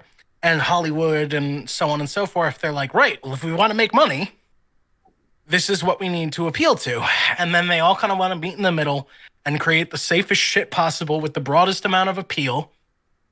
And so right now, that's make more brown people, more LGBTQ plus people or characters go like stay away from like your typical like cis white male. Not that, by the way, not to sound like the critical drinker or whatever and imply that like there still aren't plenty of like strong cis white, you know, heteronormative male characters leading up movies, but there's more of a conscious effort, I think, by far, to try to be more diverse than just that. I think that's absolutely a thing. Yeah. Now, I don't think that's necessarily a problem, but we're talking about like what Hollywood is clearly doing, like what their intentions are. And it's all just about making money. Mm-hmm. Like, well, yeah, because like if you think about it, like a lot of like these actors that are chosen, like casted to make these characters, they're just using an image. They're not really doing anything interesting with them, especially when it comes to like to the writing of the characters. As long as they have this image and it makes people happy and they get money, that's how business works. Yeah, well, it's so depressing too. Like if you look at and this is where like some of my own personal politics come into it. But if you look at like a lot of the Marvel movies, especially the mainline ones with like the Avengers and stuff, it's all about maintaining the status quo. Like it's so aggressively about maintaining the status quo. Like it's so uncomfortable to watch. Like what is it with? I haven't watched all of Falcon and the Winter Soldier, but that one's like so egregious. Oh my god! By the way, that's calling them terrorists. That series was weird, but they got ballsy at the end with their propaganda. I'm like, holy shit. Yeah, right, well, yeah, but Yeah, but then they tried to like walk it back, and they were like, "Oh, but see, they went a little too far, so now every point they had is completely invalidated." Yeah. Because You got to do better, Valiant. You got to step up. And I 100% guarantee that scene was put in there because of the actor, not because of the producers. I Because he's really big. Like he's had I keep forgetting what his fucking name Anthony is. I'm Mackie. so sorry. Anthony Mackie. Anthony Mackie. Thank you. I'm bad with names. I'm sorry. That's it. Yeah, Anthony Mackie has in interviews talked about how he hates what movies have become, and he's just like, when you go to watch a movie, like you go to watch a fucking movie. You go watch a movie about a hero. It has a story. It has a enemy. But then, like, now nobody's really a villain. Nobody's really like, it's kind of hard to follow what's going on anymore. Oh, is that the one where he's talking about like the movie star is dead and now it's just like superheroes and like everything's a copy of a copy, like with like Stranger Things being Goonies? Yeah. Yeah. I mean, I think we've been saying that for generations though. That's like I think this is just like the latest iteration of that same argument. I'm not necessarily saying he's wrong, but I think it's kind of like, you know, if somebody is talking like this is some new fucking idea, it's like, well, I got news for you, sport. Like, this has been happening since your parents were kids. Like, it's the Star Wars syndrome, right? Back in the original trilogy, everyone's like, "Oh, cool movie," right? And then the prequels came out, and everybody's like, "Garbage, total garbage." And then the sequels came out, and everybody's like, "Oh, we had cool it so movie. good." well, see, the prequels were actually excellent movies, and everybody who says otherwise is a fucking idiot. Agreed. Dude, nobody realizes this, but like the Rise of the Empire is basically, I mean, it's not basically, but it's more in reference to the Roman Empire. It's just that the difference is that the Emperor got to see it through and Julius Caesar didn't. Yep. Well, that's because Julius Caesar couldn't shoot lightning from his hands. Yeah. Oh, yeah. I mean, that probably Big mistake on his part. What a fucking idiot. probably would have made a huge difference. Fucking moron. Oh, God. The dark side is a pathway to many abilities. Some consider to be un-Caesarish. Nikki, yes, the prequels are excellent. I'm not saying there's not a single bad thing in like all three movies. There absolutely are some things. Like no movie is perfect. That's true. But I have literally never, even as a child and now as an adult, I don't understand 95% of the criticisms against the prequels. They just don't compute for me. I don't process them. I don't understand them. I love Anakin in those movies. I think the way I hear criticisms about the dialogue all the time, and I'm like, no, but I think it's emblematic of the vibe they're trying to give off of this like high fantasy era. Like what? I mean, they're like just even don't like the fantasy trilogy characters. doesn't have like, you know, like the most like natural sounding dialogue. It's about that too. Yeah. Like, sort of high. Yeah. I wanted to go to the Tashi station and pick up some power converters. That was just kind of a whiny line, but that kind of fit the character. Like I don't know why people complain about that line either. But I want to reference though.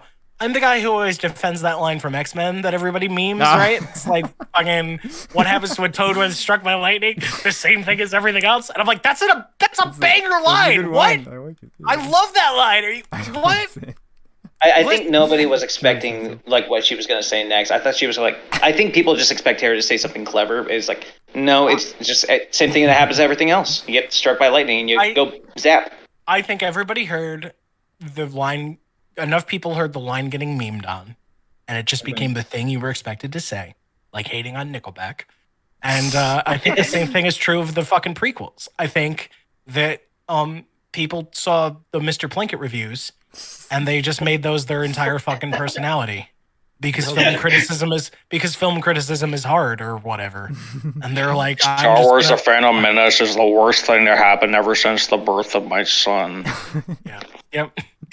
No, listen, the Plinkett reviews, even though I don't agree with most of them, they're very Plinkett does not like his son. Holy shit. Have you never seen the Plinkett reviews? They're a good time. I don't agree with them. Yeah, I don't think I want they're to. very entertaining. They have quite a bit of work in them, and it's really fun. They're, like, I want to say it's the Phantom Menace where like it shows like Mr. Plinkett is also like a kidnapper, and he has like some random woman inside his basement, and he's like, what are you doing? Why are you talking about Star Wars? Shut up! I'm talking about Star Wars. Yep. God. You also got to keep in mind they're more than like a decade old. They're very old videos, but they were like, Oh yeah. but they're a very big piece of like internet history. If you haven't seen them, I would highly recommend. Back in the days of Nostalgia Critic. Nah. Yeah. Oh, God. Now that's something I won't defend. I can't believe that I and half the internet ever liked Doug Walker. I don't understand. We were all brain Whatever damaged. happened to him? Did he get sent to jail or something? No, he still makes No, videos. yeah, sorry. Nothing really came of all that drama. He should have gone to music like everybody else. Whoa, Joji. Doug Walker music. funny story. He kind of did. Oh, he failed. Okay, I get it. He made a really terrible parody musical. Badly. Oh yeah, critiquing- of The Wall. Yeah, badly critiquing Pink Floyd's The Wall, and he made the cardinal yeah. sin of not understanding the media he was trying to Oh my critique, and God. then critiqued it badly forgot on about top of that. Everyone. Well, what's- a lot of- what's weird? such a good- What's weird is like after he's done like with the video itself, he's like, and this is such a love letter to Pink Floyd's The Wall. He's like, dude, you basically just shit on the entire movie and the songs that you use in them. Just Yeah, how could you say that this is a love letter? yeah. No, that was him trying to cover his ass. Except most people are not as stupid as he fucking wanted them to be. So they're like, no, this is just Dang bad. it. What? What? I think the role of critics is very homogenized when people usually do it, and I feel like Anton Ego and Ratatouille put it really well when he was talking about how I am quoting Ratatouille. Yeah, No, it's a good own it. movie, yeah. Keep going. Keep going. Don't defend it. Just keep going. It's based. Keep Yeah. going. Don't defend it, Yeah. but talk about it. Yeah. Yeah, so basically he was talking about how being a critic, like the work of a critic is easy because all you have to do is tear somebody down. But then in reality, being a critic is about letting, like, because how new things coming out that try new things often get destroyed and the world is unkind to it because it's not familiar and all that. Mhm. And so critics need to risk their reputation to kind of nurture that and let Mhm. things that are original and fresh and new kind of break through the surface. So I feel like a lot of critics lose that and they just take it as, oh cool, I get to sit here and complain about the fucking movie. No. That's one of the things I like about media criticism on YouTube. Is it really kind of is like the perfect platform for the very concept of media criticism as art itself, because you'll see like these video essays from creators like H Bomber Guy or Super Eye Patch Wolf, right? Like two creators I really like who put a ton of work into the videos they make about the things that they love, and it's like, see, this is like a critique, but it's also a work of art itself because look at all the editing that went into this. right. Look at all the thought and writing that went into this. Exactly. Like, this is a piece of art itself. And I think that adds like an incredible amount of value as opposed to just, here I wrote a blog, a blog or whatever Enjoy. with my thoughts. Not to say that just written criticism has no value. It does. But I just think that like, there's inherently more art going in. Hello, Sir Sunman. Hey, Sir Sunman. So that that's all. Mr. Sunman. It's all really cool and shit. Sun man, fighter of the moon man. Sir Soplo says you don't need to Champion defend of the citing day. Ratatouille. The opponent has to prove why you shouldn't cite it. That is It's very based. accurate. I agree. I agree Yes. wholeheartedly. Sir Sophie. What the hell did I Okay. walk into? What? Ratatouille. Wait, why should I not cite Ratatouille. Ratatouille? Watching Ratatouille on the No, live I know what Ratatouille is. Yeah, didn't you know that this was going to be a Ratatouille watch party? stream. God, didn't you get the invitation? Looks like Didn't you that's just- someone Yeah, else's just- fault. I'm just gonna Didn't you send get that the memo? screenshot of Linguini about to put Remy in his pants. Absolutely not. No. Oh, I can't believe you've only done 7 of these live streams, Chris. yeah, what the right. fuck? It's yeah. When did we start this? Like freaking. What's the first live stream? Let me see. This. It's like, has it been a year? Yeah, that's been a year. I think we like. Let me see. When did this happen? Yeah, and every time it just evolves into horrible things. Yeah. I it's know. actually- I've been Yeah, in you every just- single one of these. Totally. Yeah, there's some Sorry, good I ones. hate to break it to you, Chris, but I don't think the with only us one on here you're I've ever going to get been monetized. Oh God. He wasn't too bad last time. He just started reciting way too much of admittedly awesome Moon Knight comics. But that's cool though. You know, at least it was good literature. Yes. Um, Shakespearean. how- I mean, I've only been to one, not counting this one at the very end, but I was the agent of chaos in the last one, so That is true. You're You're not not at the end. No. We have 45 minutes left. No, you More weren't. chaos. Trust me. There was you made a Oh, valiant actually- effort, but you really weren't. That's not your fault though. The bar was very high. Let's put it that way. Fucking. Did I miss a part in that? Oh my god! You know what? That's the only thing I don't like about Sunman. I think he's pretty cool, but he sounds too fucking much like Arch Warhammer, and it triggers me. Like, I was like, what? oh, he's a scumbag YouTuber. Don't worry about it. He like. Wait until made- Henry Cavill gets into the role of Warhammer. Oh god. Mr. Oh yeah. Warhammer. Oh yeah, himself. because isn't he gonna play Eisenhorn or whatever? Henry Cavill Yeah, is he's too one of good those for characters. Hollywood, man. I'm just gonna say it right now. Oh my god! Warner Brothers fucked up. Like, Henry they- Cavill they- is no, like they one of like. I don't saw think they nothing. bankrupt off I He's saw a great nothing actor. like He's a that. great actor, but they should have written him a Superman that actually was Superman. Yeah, That that's ship what I'm has saying. sailed. Oh, okay. I'm saying like they should have written him like better stories because he can, without a doubt, as is a good Superman. And the best part is he actually pays attention to the source material. That's the Yeah. part I'm saying that they're Yeah. fucking up with. Yeah. When you have I mean, actors that are dedicated Henry to was the the adaptations. I do mean only reason the Witcher series on Netflix was worth anything. Now that he's gone, well, that shit's gonna fall apart. Oh, that's gonna crater. It's gonna crater. It's just Yeah. like The Last of Us. It already Yeah, it the already first has season, like, cratered. had so many They just dislikes. haven't realized it yet. Yeah, it's crazy. Just They like kind of how no dropped the spoilers. ball with some of the casting. It's just like, Triss. it's just like how no spoilers. Yeah, Triss but doesn't man, look like Triss at all. The Last of Us season 2 is gonna crater, and that's all I'll say. I haven't even watched the series because I've already played Oh wait, the games. so- is the second season gonna be, you know? It's gonna follow the Yeah, second man. game. Yeah. It's gonna follow the second Oh. They're game. changing things, trying but to- also probably keeping it fairly to what it is. Yeah, they said they're gonna follow the story. Like, Well, that's Well, 'cause- a bad writing decision. yeah, well, yeah, cool, because Neil Druckmann's still heavily involved in the show. So Why? because, well, I actually Well, like I Neil understand this Trash logic Druckmann. because everybody loves The Last of Us, and he's the guy who was in charge of The Last of Us. Although apparently then he had a writing partner who saved him from himself. Craig Mazin. But nobody ever talks about the writing Craig partner or whatever his Mazin's name. awesome, man. Yeah. Was his? That's who it was. Are you Okay, talking yeah, about yeah, the yeah, show or the game? The game. Oh, So- no, not the game. Okay. Okay, no. so when my understanding from watching another essayist was that when I Neil mean, come Druckmann on, was come working on. on The Last of Us Part 1, he had a writing partner. And originally Neil Druckmann wanted to do a lot of things from Part 2 in Part 1, and his writing partner was like, Neil, what the fuck? Much like Stan Lee working with Steve Ditko and going, Steve, please calm the fuck down, holy shit. That was kind of the vibe, as I understand it, with The Last of Us Part 1, and everybody loved that game. And now the writing partner is gone, and Neil Druckmann gets high off the smell of his own farts. And everybody's like, oh, yes, you created this amazing piece of storytelling, blah, blah, blah. So, of course, they want him involved. Hence, everybody who actually liked the first game fucking despised the second one. Oh, yeah. Oh, the talking about critics, man. The discourse around the second game it hurts my head. I mean, if we're talking about actual official critics, you know. Well, the when I journalists say go critic, for- I mean generally, not just like Kotaku or whatever. But also just, general critics, actual people who play the game. Oh yeah, absolutely. Yeah, The yeah, well, majority because of them what- fucking hated it. no. What I was talking Story-wise. about was the fact that, Story-wise. like, because there are more official critics who did talk shit about that game too. Not as like, many. Not as many, to be absolutely.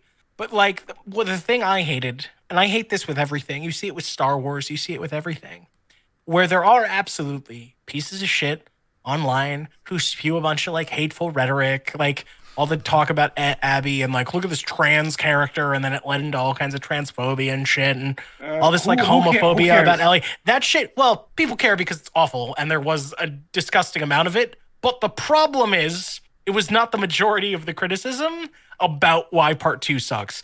And I hate that there's always this thing where they'll can I take just really that. quickly say something? And then everybody who tried to defend the game tried to use that Yes. criticism that some people used against it as the main criticism. That was the even point I though was making. Yeah. I hate even though that. And it's every time. everybody was just going, yeah, fuck the story. We don't care about the characters because they're shit. Yep. I just I'm saw going that to today. summarize internet criticism in 3 seconds. Valiant, I want you to try to make a point real quick.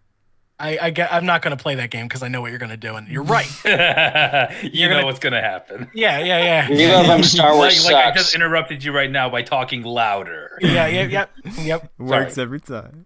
Except I'm trained to deal with that, though, so you'd have a much harder time because the trick is you just keep talking.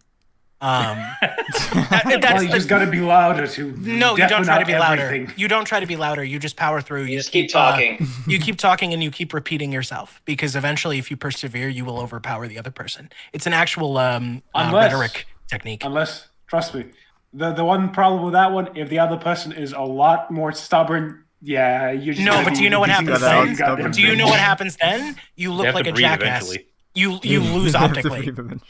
You lose optically because then you at look that like a point, crazy person who At just. that point, I think everybody loses because the conversation just kind of boils down into a fucking jumbled word mess that nobody can understand, making everybody seem like a moron. Well, it depends on what you're trying to get out of a debate. See, most of the time, especially on the internet, but just with debate in general, the idea is not to win over your opponent or even communicate any new crazy ideas. The idea is to try to plant the seeds of ideas in the minds of the audience. So like if I want to like debate a Nazi, my goal is not to convert the Nazi. I mean, if that happens, it's awesome, but it's not likely to happen. What I'm hoping is that if there are right-leaning people in the audience who are maybe not too far gone and like, you know, looking to kill all the minorities, they might like see this like dirtbag get bodied and then go like, oh wait. Maybe some of this show's like fucking stupid ideas aren't all they're cracked up to be because look at how he got his ass handed to him, you know? Well, it's not that hard. All you need to I mean, to a unravel Nazi, you literally need like basic common sense. It's Oh yeah, not- because they're all fucking stupid. all you need to do. Honestly, I can tell you one thing, just from my understanding of politics, economy, and the whole fucking 7 years of studying all that shit. Anybody who has any type of extreme belief can be unraveled really quickly because not a single extreme belief in economics, politics, business, it doesn't work. There are very big problems in all of them. There's a very simple way to systematically destroy a Nazi and just confirm, and the way to do that is to just convince them that they can, in fact, see.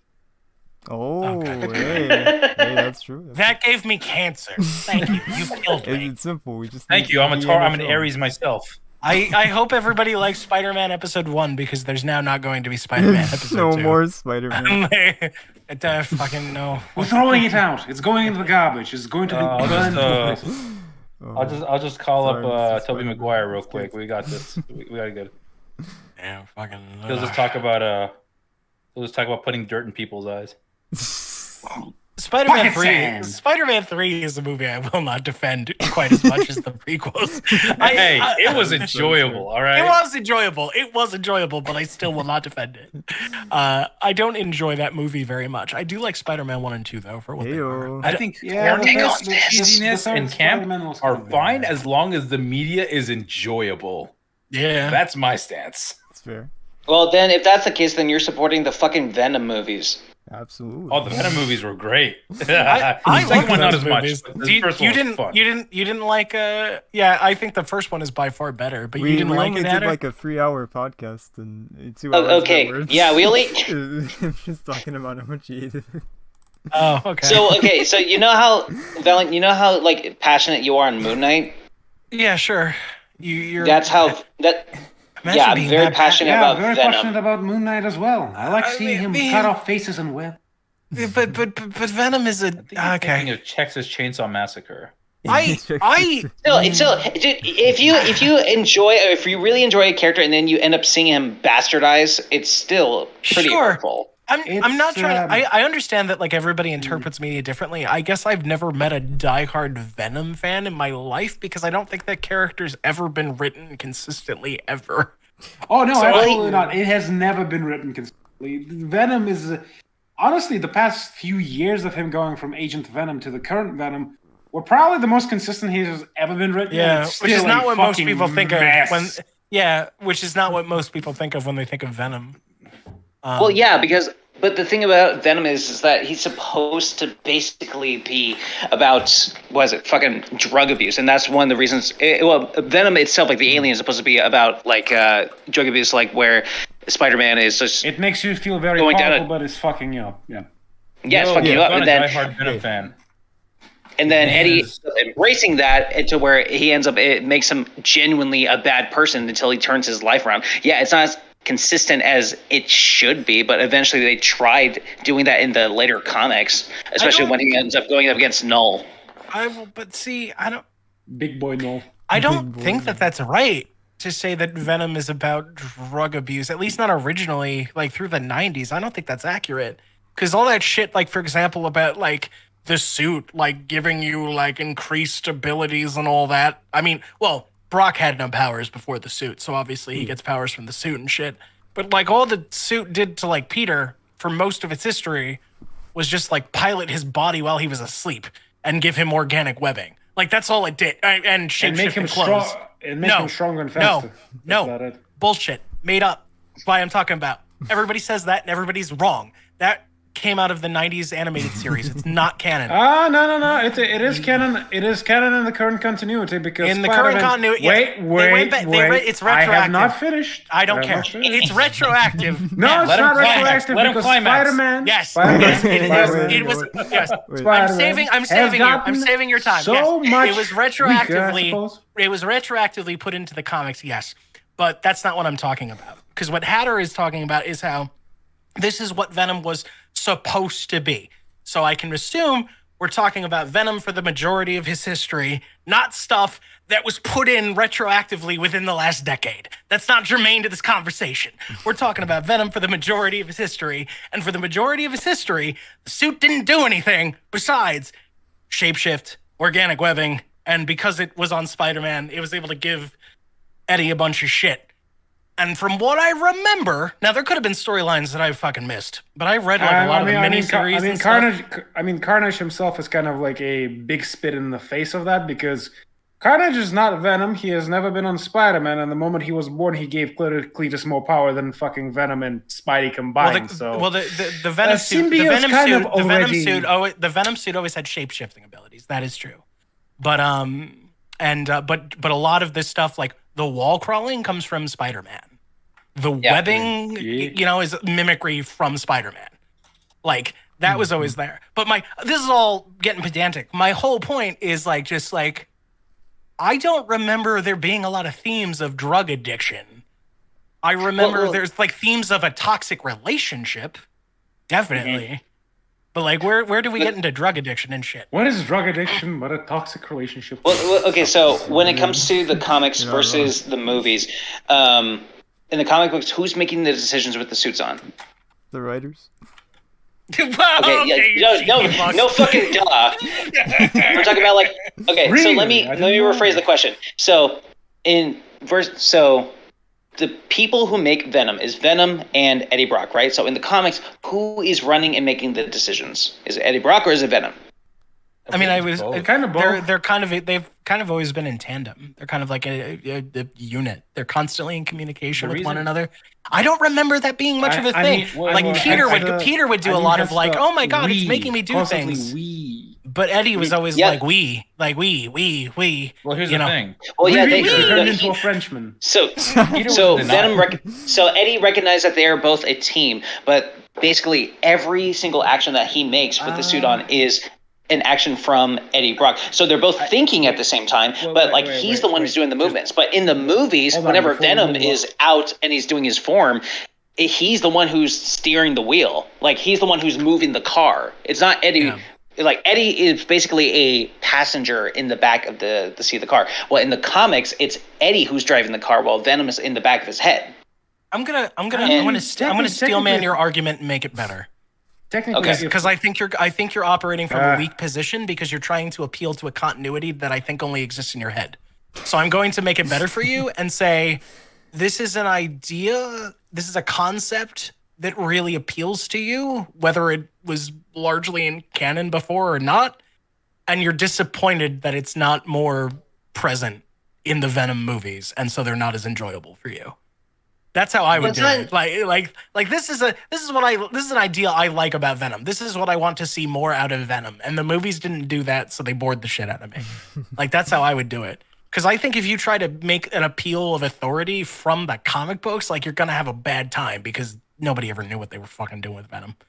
Okay. Those books are a mess. Yes, they are very much a mess. But are you saying that you enjoy the writing for the Venom movies? Parts of it. So I'm operating from a position as somebody who gets praised for their dialogue a lot. So I feel like I have which is funny because I have really weird tastes. Oh wait, what? James is here. Hey James. Marco. Hey. Polo. I have really weird tastes when it comes to dialogue, where a lot of things that other people are like, this is terrible and awful, and this person should be put on the wall. I'm like, no, I think this line is great. You know, what happened? I'm sorry. The wall. Yeah, the wall. What happened? Meaning this person should be executed for this bad dialogue. I'm like, no, this person is great. This dialogue is great. I mean, they might be great, but execute them nonetheless. Let the blood flow. That is fair. There is a limited amount of oxygen in the world. You do have a point. I mean, technically no, but I mean, kill people nonetheless. It's fun. Let the blood flow. Okay, Cletus, calm down. But see, I just have a thing where I find myself tolerable a lot more quirky dialogue than a lot of other people do. I just find myself more forgiving because when I go, why is this dialogue bad? Like a lot of people can't really fucking answer me. And it's just, okay, you just didn't like it. Yeah. You know? And it's like, does this dialogue sound like it naturally came from these characters? Because if the answer is yes, then I don't think you can make the argument it's bad dialogue. And I think that the Venom movie, to me, the dialogue feels very natural for these characters. The plot was schlocky, but I don't have a problem with schlocky plots. There comes the thing, though. With there is a point of like, yeah, it can come from the characters, but it comes to the point of, does it benefit the story in any way or move it forward? Because like some dialogue can come out of characters like naturally, but it's just fluff at some point. Like you can have fluff to add to the character, but when it's too much of it, but dialogue is. Oh, go ahead. No, go ahead. The stupidest criticism of the Venom movie is that Eddie Brock's actor is bad. He is not bad. He is Tom Hardy. He is perfect. He is a sweaty, messed up individual, and it's perfect. I love it. I love the lobster tank scene. I love every scene he's in. You may hate it. You may hate it, but this is what peak masculinity looks like. This is what peak Eddie Brock looks like. This is Tom Hardy and his fucking ratty ass. He just shows up to a restaurant sweaty in a hoodie. He's like, oh, yeah, I need to talk to you. I need to talk to you right now. This is dead. Dead. Oh, I need something alive. Yeah. No. Yeah, the worst thing about the Venom duology, I feel, is that they completely reset all that character progression for the second film. Yeah, there's that. Because they're like, oh shit, people like this movie now. We got to make another one, and we're still not allowed to go rated R. Like, why do? Well, and we're also not allowed to add in Spider-Man. Yeah, I think that they did a pretty good job making Venom work without Spider-Man. My biggest issue is all these people are like, I can't wait to see Venom fight Tom Holland. And I'm like, why, you fucking weirdos? That's so gross and bizarre for so many reasons. Why do you want that's what's been pissing me off the entire time. It's like the thing is that they're advertising it because people know, or like for the majority of like people who like Spider-Man know that Venom is associated with Spider-Man, but since Spider-Man is not in there, they have to say it's just Venom. But now they're saying, oh, we're going to have him go up against Spider-Man. But the relationship to build that up betwing Venom and Spider-Man isn't there. It makes no sense. It makes no sense. He's just fighting a shapeshifter. Unless we take the whole fucking symbiote hive mind and all, but that needs a lot. That needs a lot of build up. Oh no, I hate everything that Donny Cates brought to Venom. It feels so weird. I hate all of it. I hate all of it. Most people fucking hate Donny Cates for his writing anyway. So you know what? don't get me started original, on Galactus. Don't get me started on Galactus. I want to kill that man for what he did to the character. I just want to make sure that before I quote this, I want to make sure that I got it right. Was it Donny Cates that wrote God Country? Donny Cates. Yes, it was. Alex Jones Country. No, so God. So God, is he like some Creighton Republican like Donny Cates? I would not have pegged him for that, but oh no, he's like taking his fucking frog pills. Becoming frog. No, but it's the rocks. I'm telling you, it's the rocks. Damn it! Look at the ground. So Donny Cates. The Infinity Stones are turning the Avengers gay. Has written some original stuff that I think is really great. Like God Country. God Country is one of the best original graphic novels I've ever read in my life. It will make you miserable, but it's really good. I think someone was talking about that in one of my classes. Yeah, I gotta look at this. Yeah, it's really cool. And it's got all the typical Donny Cates shit, man. It's got like gods and talking swords and shit, but it's also big on family and fathers and sons and you know. It's gonna make you miserable, but you should read it. But anyhow, a lot of his superhero stuff is I like his most recent Punisher run, or I like most of it, and then he did a weird heel turn with it that I'm reserving judgment on until I finish the series. It's got like 1 or 2 issues left to come out. Okay, yeah. The fucking the ninja Punisher, yeah. You mean the one that's? Oh, is that the one where he fights Ares? Yeah. It's been great. Wait, hold, don't you fucking skip over that. He does fucking what?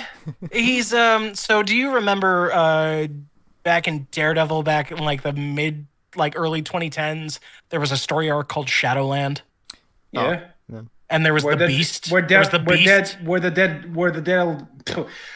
Mark gets possessed by a demon fucker and Matt, but yes. Matt, sorry. Yeah. Matt gets possessed by a demon, beats the fuck out of the Ghost Rider. Yeah, Spider-Man and he fought like all the street level heroes because he he beat the fuck out of him. Yeah. I mean, which is fine because demon powers. I don't have a problem with that. Yeah. I have a problem when regular Daredevil beats Spider-Man, and I'm like, fuck out of here. Ghost Rider was a little bit. But I also am tired of Johnny Blaze Ghost Rider. Bring my boy Danny back, but that's a whole different conversation. So it's I bring that up because it's relevant. So the Beast, that entity that possessed Matt, has now possessed Frank. I know that bit. I just didn't so write. Frank's like that superpowered now because he's got the Beast, and he's unlike Matt. He's like embraced it, so he's got like a whole bunch of crazy superpowers. And Ares is more mortal now, I guess, because he's like walking on Earth and whatever, and he's leading a cult and whatever. And it's much of the book is the cult of Ares, the Apostles of War, versus Frank and his new army of hand ninjas. And the Apostle of War is a pretty cool name. I thought that Ares became more mortal after Kratos fucking killed him. Anyway, and Wonder Woman somehow killed him too. God, now we're crossing too many universes, too many continuities. The omniverse is collapsing. Stop. The multiverse is collapsing. Not multiverse. Omniverse. Who could have seen this happen? But So that reminds me when Omni-Man also killed Ares. So basically, so the big thing of like he killed Abraham Lincoln. The big thing in the series. The big thing in the series is like how do we get. The Hand is like, we want Frank Castle to be our new Fist of the Beast. So how do we get him to become our highest slayer super ninja guy? Because he's the fucking Punisher, and that's like going to be a hard sell. And they're like, how about we just bring his wife and children back? And so they bring Maria Castle back. They try to. That's not much of a spoiler. It's like the first thing in the book. They bring Maria Castle back. They try to bring the children back, and it doesn't work too good. But they bring Maria Castle back, and a lot of the book features flashbacks to Frank as a husband and a father, and not a very good one. Cates does implement a lot of stuff that I am not a fan of, but he kind of gives himself an out because it's kind of like it could be the Beast in the Hand, like manipulating Frank's mind and like implanting memories. So if another writer comes on as like, fuck this shit, they can undo it pretty easily. It would not be surprising if Frank was a bit of a Yeah, but I don't like it. considering- I don't find it nearly You know, as interesting the as guy- having as Let's has be him. honest. I like guy the is a idea of little him bit struggling with it, but doing his one-minded. best and being pretty good at it, Yeah. and then suffering tragedy. yeah. I find that more Look. interesting by far than like he was barely present and he was a total Oh, asshole. no. If it's like that, because I didn't read the series all that much. Yeah, If it's like that, then it's wrong because Frank Like is John single-minded Wick as with a wife fuck. and kid instead of a Yeah, dog. he paints Frank as being like a Absentee full father? on like an empty shell of a man and who can like barely function as a human. Like the worst tropes about vets back from war. It's like borderline offensive. I feel Dumb. it's like maybe he's trying to say something about war and PTSD, Hard-boiled but I dumbass. personally don't get that vibe. I just kind of get the vibe of like, yeah, Frank Castle was kind of a fucking psychopath always. Am I right, boys? I'm like, He's a ugh. sociopath. Really? Can you? He's neither, and I hate when people say that. People need to learn what psychopath and sociopath mean. They just don't like Frank. They just don't like I Punisher. really- I mean, he can legitimately be a high function sociopath. No, he has the Def- capacity for empathy. And I really and- think that Frank Castle should No, he be does. ported over And to the like, I've DC read- universe I've read so that like Batman tons. can deal with him. I mean, honestly, if we're Tons. talking, if we're talking like original continuity, like before, like a bunch of changes, Nah. yeah, I would agree with you. Nah, If we're let me talking cook. current Frank, I don't know. No, that's not an argument. Frank That's not Castle. an argument. I reject that. Frank premise. Castle in the Batman universe. Well, that exists. That's called Oh, it does. that's called Punisher Batman. Is it good? The one with Bruce Wayne is good. The one with John Paul Valley sucks because it's fucking Ariel Batman. Who the Like- fuck is John Paul Valley? Nightfall it's Batman, the guy with it's, the armor um, and the big fucking gauntlet yeah. hands with razor blades. Yeah. White Knight. Ew. Read Yeah, That because sounds that like some screams White Batman. That sounds so fucking ridiculously edgy. Sounds like a 14-year-old came up with it. Yes, that is edgy, by the way. A lot of 90s Yeah. comics are That's the edgy. 90s for you, But yeah, no, but there's a great actually, oh shit. I've You been trying can't to think of- swear. Only the '90s version can swear. Yeah, I got canceled for it. you know what? I've been thinking about like what comic dub to do next on my channel. I think I'm gonna do that fucking Al from Punisher Batman with Joker, Batman, and Punisher. Oh. Yeah. You mean the one where You're really going to do it, aren't you? you And it's like, run for your life, Joker. you mean the one where Punisher was about to blow Joker's fucking brain out? Yeah, it's a fucking classic scene. Like you buy the comic for that. Scene. Yes. Yes. It's Truly. fucking great. Oh, you're actually going to do it. Yeah, he's like terrified. And then like I mean- Batman shows up, is like he's like run for your. Well, he stops his bullshit, which is great. Like Joker is like, I need therapy, and then Frank says, I have all the therapy you need right here. Yeah, I have all the therapy in my fucking hand right here. Yeah, and then Joker's veneer just drops, and he's like, "You're really going to do it, aren't you?" And then Batman shows up and is like, "Run for your life." I mean, fuck, Batsy boy, that was not on your fucking head. You could have just let Punisher Yeah, you solve could've let it a happen. lot of issues really quickly. Yep. You could have let it happen, man. But fuck. All he had to just do, wait, like, all 2 Batman had to seconds. do was just turn around. Just like, yeah, I don't see anything. I couldn't get there in time. Yeah, but that's Oh not no, his I character. tripped. Whoops. Oh no, the Punisher's chasing the Joker. Oh no, I need to get up. Oh no, I tripped again. Yeah, but he can't Or do it. even better, You just can't let let a Red murder Hood happen. distract Batman while Punisher does his thing. Yeah, well. Uh, As yeah, much as it's fun to meme about, I don't like all these like, what if Batman killed people? I'm like, thank you for your boring fucking suggestion. No. Get out Oh of here. yeah, we've seen What what if happens Batman when he kills kills people. Batman? They make Shut the hell movies. up. Wait. You called Zack Snyder. want to see Batman kill people? Dark Multiverse. There you go. There's a lot of Or fucked up the shit original. right there. Oh yeah, from like the first like 5 or Yeah, 6 it was issues. like- Yeah. during Remember the- how he basically literally executed a guy by hanging from his Yep. plane? Am I wrong, or was it a black guy too? I can't remember. No, I think that was Kite Man. He was white, I think. Yeah. Oh, okay. Yeah, He killed Kite Man. Yeah, he just killed Kite Man. Kiteman's died a couple of times. So then they let just, me get this straight. Batman killed a character, and it's supposed to be this big thing, but it was a character that half the DC fandom doesn't even know, and the rest don't care about. It wasn't even a big wasn't a big thing. thing. They were still it was figuring at out the start character. of everything. Batman also used guns back then. yeah. Yeah. And he had purple gloves. Thomas Wayne Batman was used guns. That was Had pretty a cool. clock on his I belt. mean, Thomas Wayne for some reason. Batman is basically just I don't like that. He's a cool design. He's a cool drawing. Cool design, but I don't like the character. I don't like the character. I like him in small doses. Like if you have a Thomas Wayne miniseries, I'm here for it. What you get to see. All right. What you get to see in If by Flashpoint small was doses, if by small doses you mean literally like 2 or 3 issues for like 10 2 years, then yeah, frames.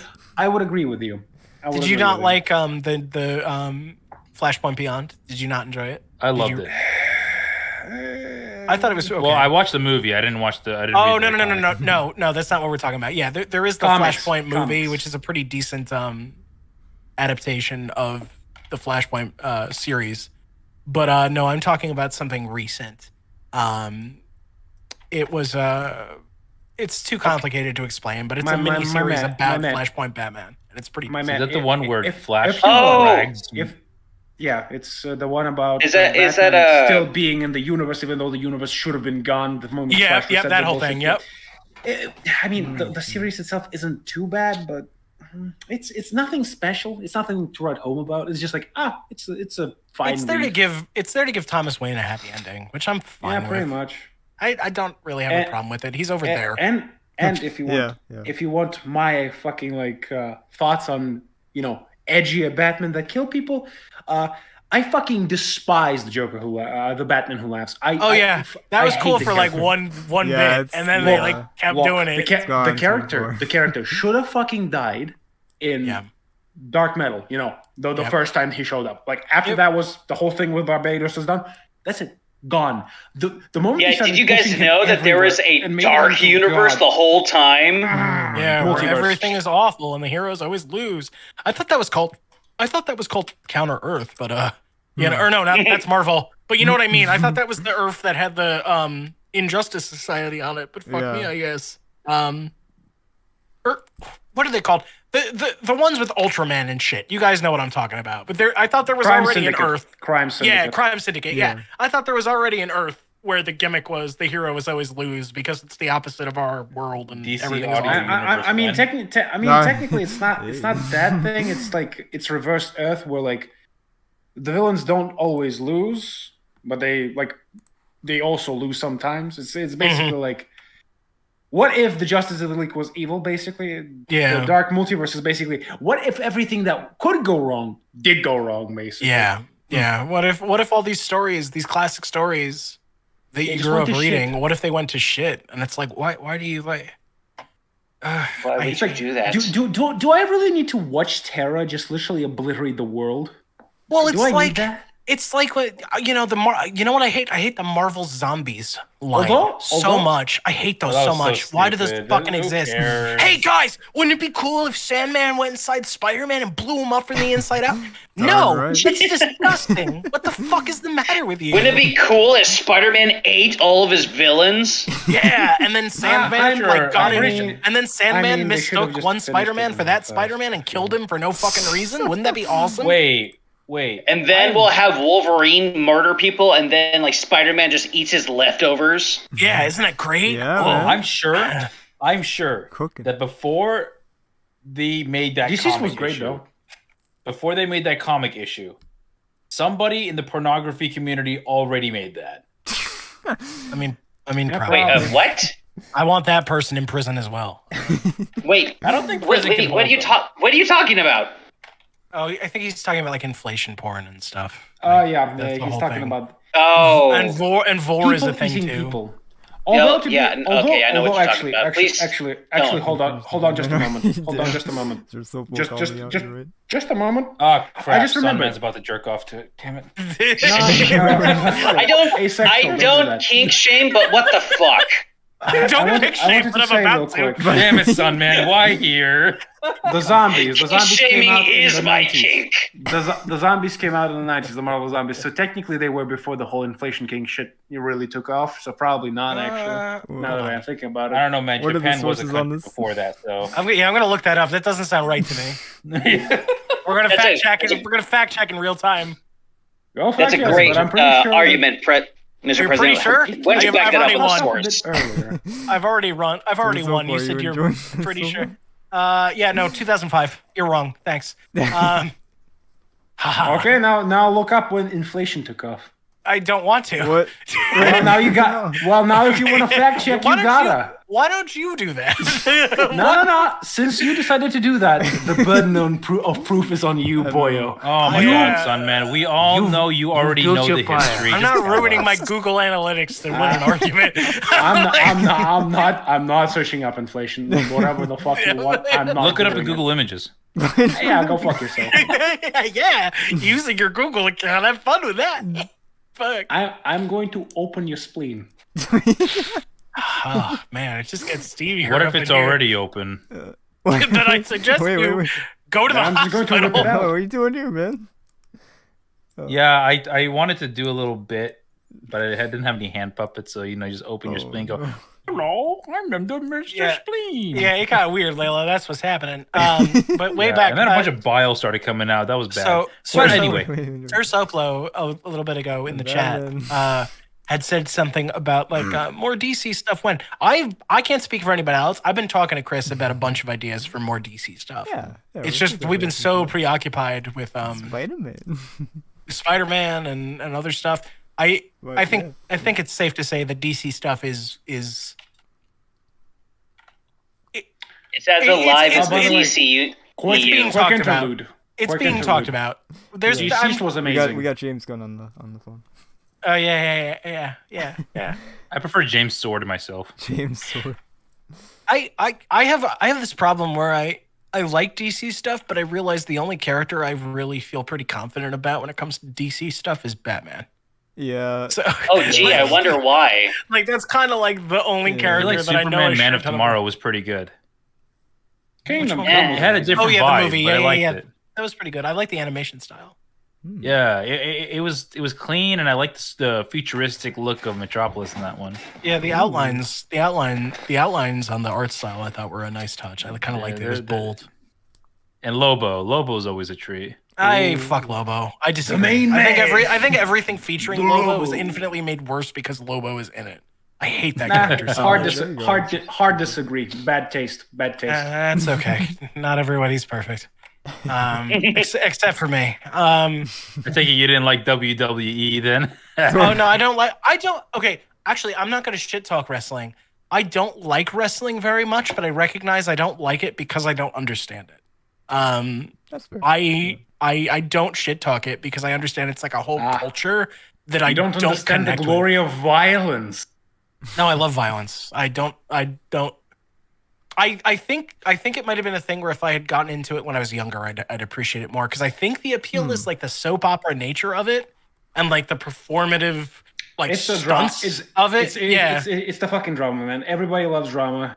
Yeah, one way or the other. It's just more. No, I agree. Yeah. Violence. I think because I have no investment in any of these characters. You want drama, son, man? I fucked your wife. He's like, when did I get married? Shit. Not anymore. I went into the multiverse and I found your wife just so I could fuck her and ruin an alternate version of you. Like, haha. Anybody ever see The Gift? That movie's awful. Oh, shampoo in your shampoo bottle with it's not toothpaste. awful in that it's a bad movie. It's Enjoy minty fresh scalp, motherfucker. I'm sorry. Wait, The Gift, is that which one is this? That's Joel Egerton, Rebecca Hall, and Jason Bateman. Oh, those? Yeah, fairly recent. I liked it. I liked it a lot.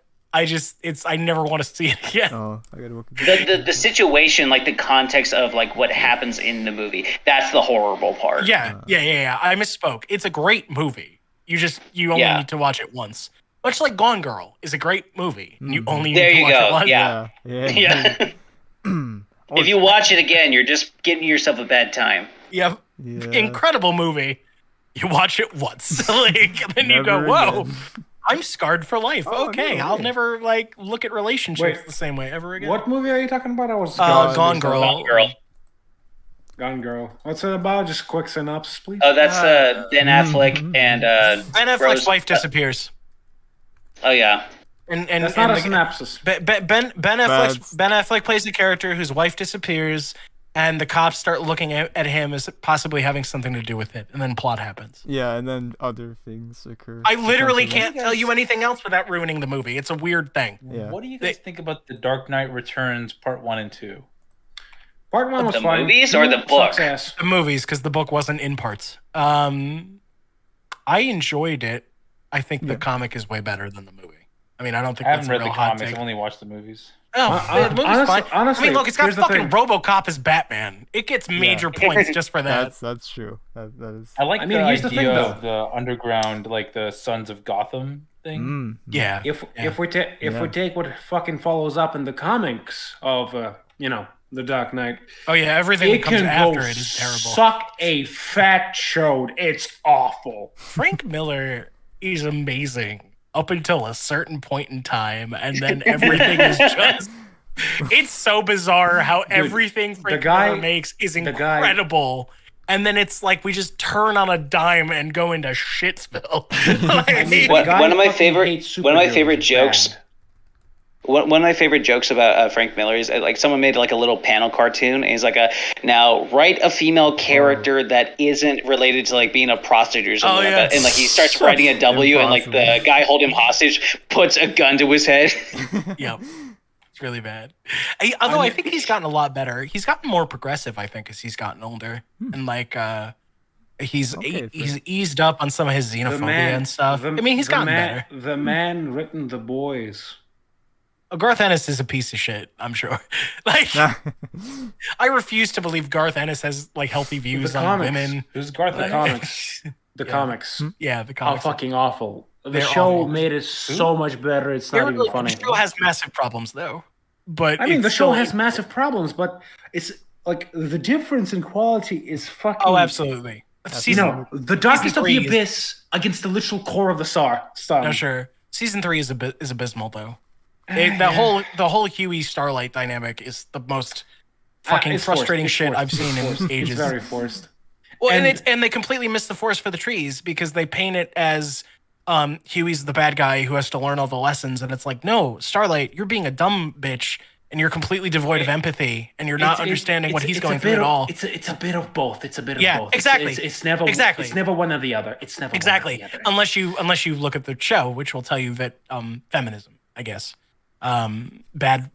badly Not gonna lie. constructed feminism. It's really bad. Not gonna lie. Hero Girls Fest get it was done. the worst episode up until the end, and then it became the best. I'm going to be honest. I'm going to be honest with you. Majority of feminism constructed and majority of the shows that are mainstream are kind of bad. I have to Kind of? think about What do that. you mean, kinda? I have to, okay. It's very bad. It's very. Don't it's put very- me in a it's very position bad. where I need to defend feminism because that's gonna get weird for me. It's not about feminism. It's what he says, like how it's portrayed in I Hollywood. get it. My I get man, it. the I get idea it. of feminism is fine. It's just the way that people try to portray it or try to fucking use it because No, yeah, I people know. just kind of go into extremes instead of trying to do the main fucking idea of everybody should have the same rights. They go either swaying a little bit too far into the left or the right, and it's just a mess. I think we need so much more progressivism here in America. We need to nuke the Republican Party from space. I'm going to the one place that hasn't been corrupted by capitalism. Christ. No, but hey, Chris, Yeah. we were supposed to go for 2 hours. We're on the 2 hour mark. We I don't know are, if you yeah. want to. I'm not trying to like end your stream, but do you want to play the clip for our viewers? Oh, I mean, if you guys want to go a little longer, we could, and then we could play. No, we before. could, but like I'm just saying, like you could like fucking throw it in there, and then we could do more 4 bands hour stream. afterwards. But Oh, 4 hour sure, stream. yeah, if you want to. 4 hour stream. it Come doesn't on, have to- guys. 4 hour stream. 4 hour stream. 4 hour stream. Okay. Well, I'm probably gonna dip sometime within the next 30 to 45 minutes, and then you can all talk about taking away women's rights. No. I want. To Yes, say real quick finally! Before, I want to say How real do you quick keep before we somebody change in the a call subject. against their will? Yeah, I wanted to. I wanted to real quickly say something before we change this. You Americans just need, more fucking parties to, I do agree. something more. Because Every I'm American gonna agrees with I'm this. gonna be honest with you. Both the Democrats and the Republicans should be burned at the I think stake. we have enough parties. We have Christmas parties, Halloween parties, birthday parties. That's a good point. I don't think we need any more. Yeah. I will crack your bones open and sip your bone marrow. Good luck finding Do me. it. I'm in the walls. I'll just punch through them. I'm strong enough. He's in the wall. All right, You're gonna He's punch in the all the goddamn walls, even the load-bearing ones? Chris. Boo. I think Darn right. it's Amateur I think mistake. it's spider time. It's your time.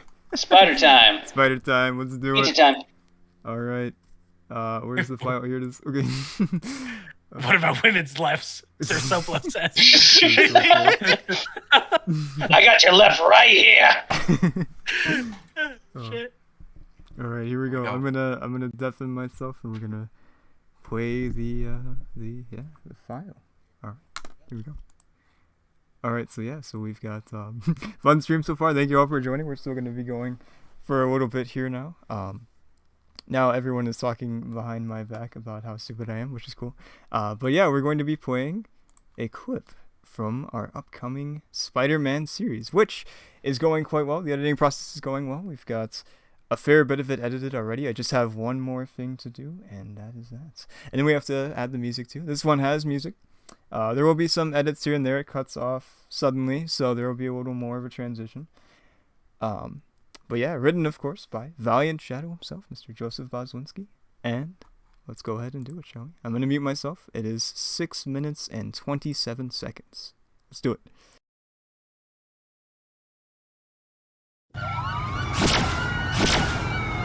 Preston's parents never thought he'd amount to much of anything. And maybe they were right.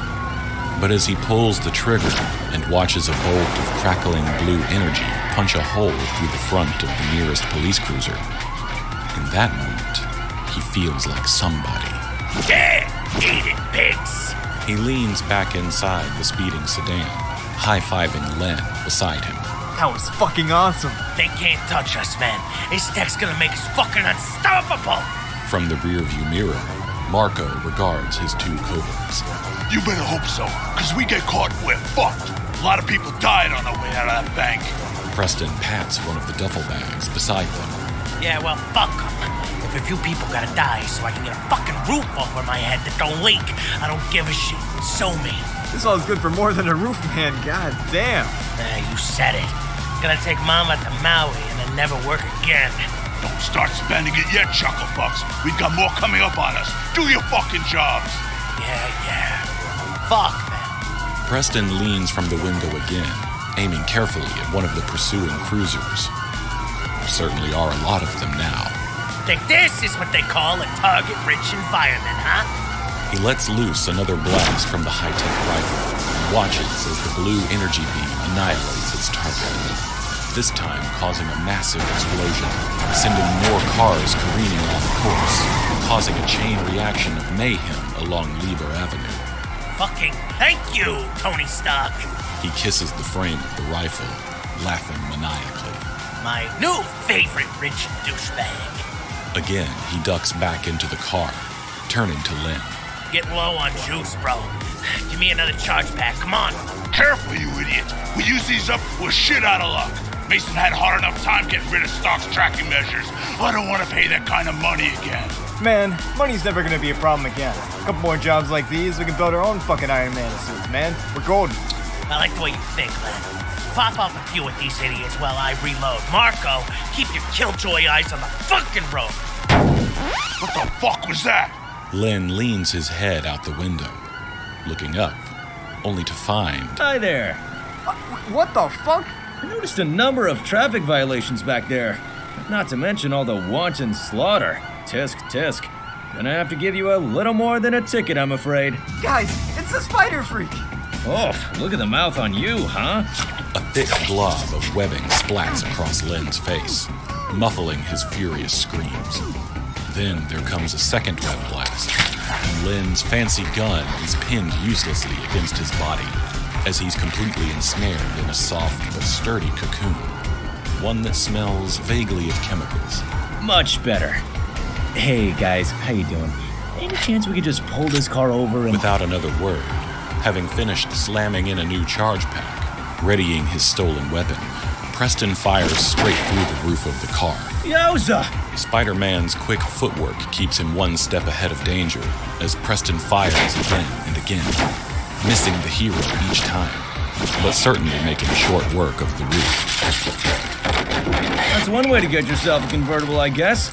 Len makes a terrified squeal of frustration against his web gag as he realizes that Spider-Man, having lost his perch on the roof, is now sticking to the door of the car by his feet, and sitting up with his hands behind his head while the car speeds along, as though he's reclining on air. What the fuck are you? Personally, I'd like to think I'm amazing, but I've been told that's a little too braggadocious, so between you and me, let's just go with spectacular. Preston tries to bring the Stark gun to bear, but in an instant, he's flying. No, scratch that. He's tumbling, ass over end, through the night air until a building facade some 3 stories up brings him to a stop with bone-shattering finality, and more webbing pins him in place. As he fights to clear his head, to process how all this went so wrong so fast, he sees Lynn, likewise pinned now, across the street from him. You'll be fine. It dissolves in 2 hours. Just hang tight. Preston thinks now that maybe his parents were right after all. What about you? Think we've had enough fun for one night? Fuck you, Spider-Man. I ain't going back to jail. I appreciate you got my name right, mostly, but I can hear the lack of a hyphen. It really bothers me. His spider sense is all that saves him, as Marco pulls a weapon free from under the dashboard, letting loose a volley of more blue energy, this time in a vicious, rapid burst. Road? Coming out of his dodge, Spider-Man vaults free of his perch, climbing into the seat beside Marco in the ruined car. If you can't play nicely with your toys, I'm gonna have to take them away from you. With preternatural speed, Spider-Man reaches out and crushes the weapon in Marco's hand, rendering it useless. Look, man, I had to try. Yeah, I know. You want to join your friends as a building decoration, or are we gonna pull over now? Minutes later, the police catch up to the scene, no longer impeded by weapons fire. Marco is waiting for them in what remains of the sedan, his hands seemingly webbed to the steering wheel with a hastily scribbled note pinned between them. Just take me to jail, man. I'm fucking done. The note simply reads, "Courtesy, your friendly neighborhood Spider-Man." And there it is. Yes, that was the first little preview there we got for Spider-Man. It's going to be a series, and yes. So that, of course, was written by Joseph Boswinski himself, who's here's in the live stream right now. Of course, we have James Lawrence as Flint Marco. We have myself as Len, and we have Joe as as Preston, the famous Preston, of course. And then we also have Kyle Hux as the narrator, and of course, Energetic Dre himself as Spider-Man. So let me hop back in the chat real quick. Where's the button? Oh, here it is. All right. This is kind of how I felt like doing it, but the sound used for not tisk. Oh, tisk, okay. Fuck, I hate it. okay, fair enough. I hate it. We talked about racism and got to experience Spider-Man. Yeah, we were talking. We were. What did I miss exactly? No. We were. Oh, that's what was happening. I was getting so confused because I had the stream unmuted so I could watch the thing, and I was like, "Why does it sound like Chris is not hearing us?" And what was actually happening was I was hearing it like twice. Like I was hearing the delay from the thing, and then I was also like, "Yeah, shit." I got a clone. Yeah. Oh God, no clones. No clone. I don't know. I don't know if we're ever gonna do the clone stuff. Probably not. Fucking I think I was like clone listening sucker. to the stream, and he's like, "Guys, click on. Will you shut the fuck up?" Because here's the thing, like the mark of a Spider-Man writer getting too big for. Hey, real quick, I'm gonna take off. Thank you guys very much for letting me come on. Oh, it was thank fun. you. I'll try to catch you guys next time. Okay. Oh, Okay, thanks. absolutely. Thanks, Yeah. Mr. Adder. See you next time. All right. See you, Hatter. Bye. Ah! Bye. There he goes with his big fucking hat. Anyway, yeah, the mark of hubris for a Spider-Man writer is going like, yeah, I can do the Clone Saga better. You Like- don't touch the Clone Saga. You just don't touch it. You Yeah.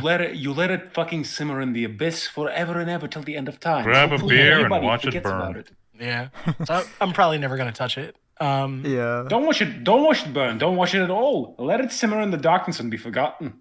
I might do some Miles stuff. I might do some Spider-Gwen stuff. Yeah, Miles stuff. I don't like Miles, but I know that a lot of people do, so I think I might throw them a bone. But if I do, it's going to be like, here's this episode that has like a multiverse version of Miles in it. It's not going to be, we're never going to do the thing I hate, and I will, Victor's not here, so I don't have to get into a huge fight about this. I'm never going to fucking do like, here's multiple Spider-Men running around at once. Well, with one minor exception that I won't get into because of spoilers, but generally, I'm not going to have, like, as a rule, like, two main Spider-Men at a time. I hate that. There's one Spider-Man. His name is Peter Parker, and he's awesome, and that is who we're going to be focusing on.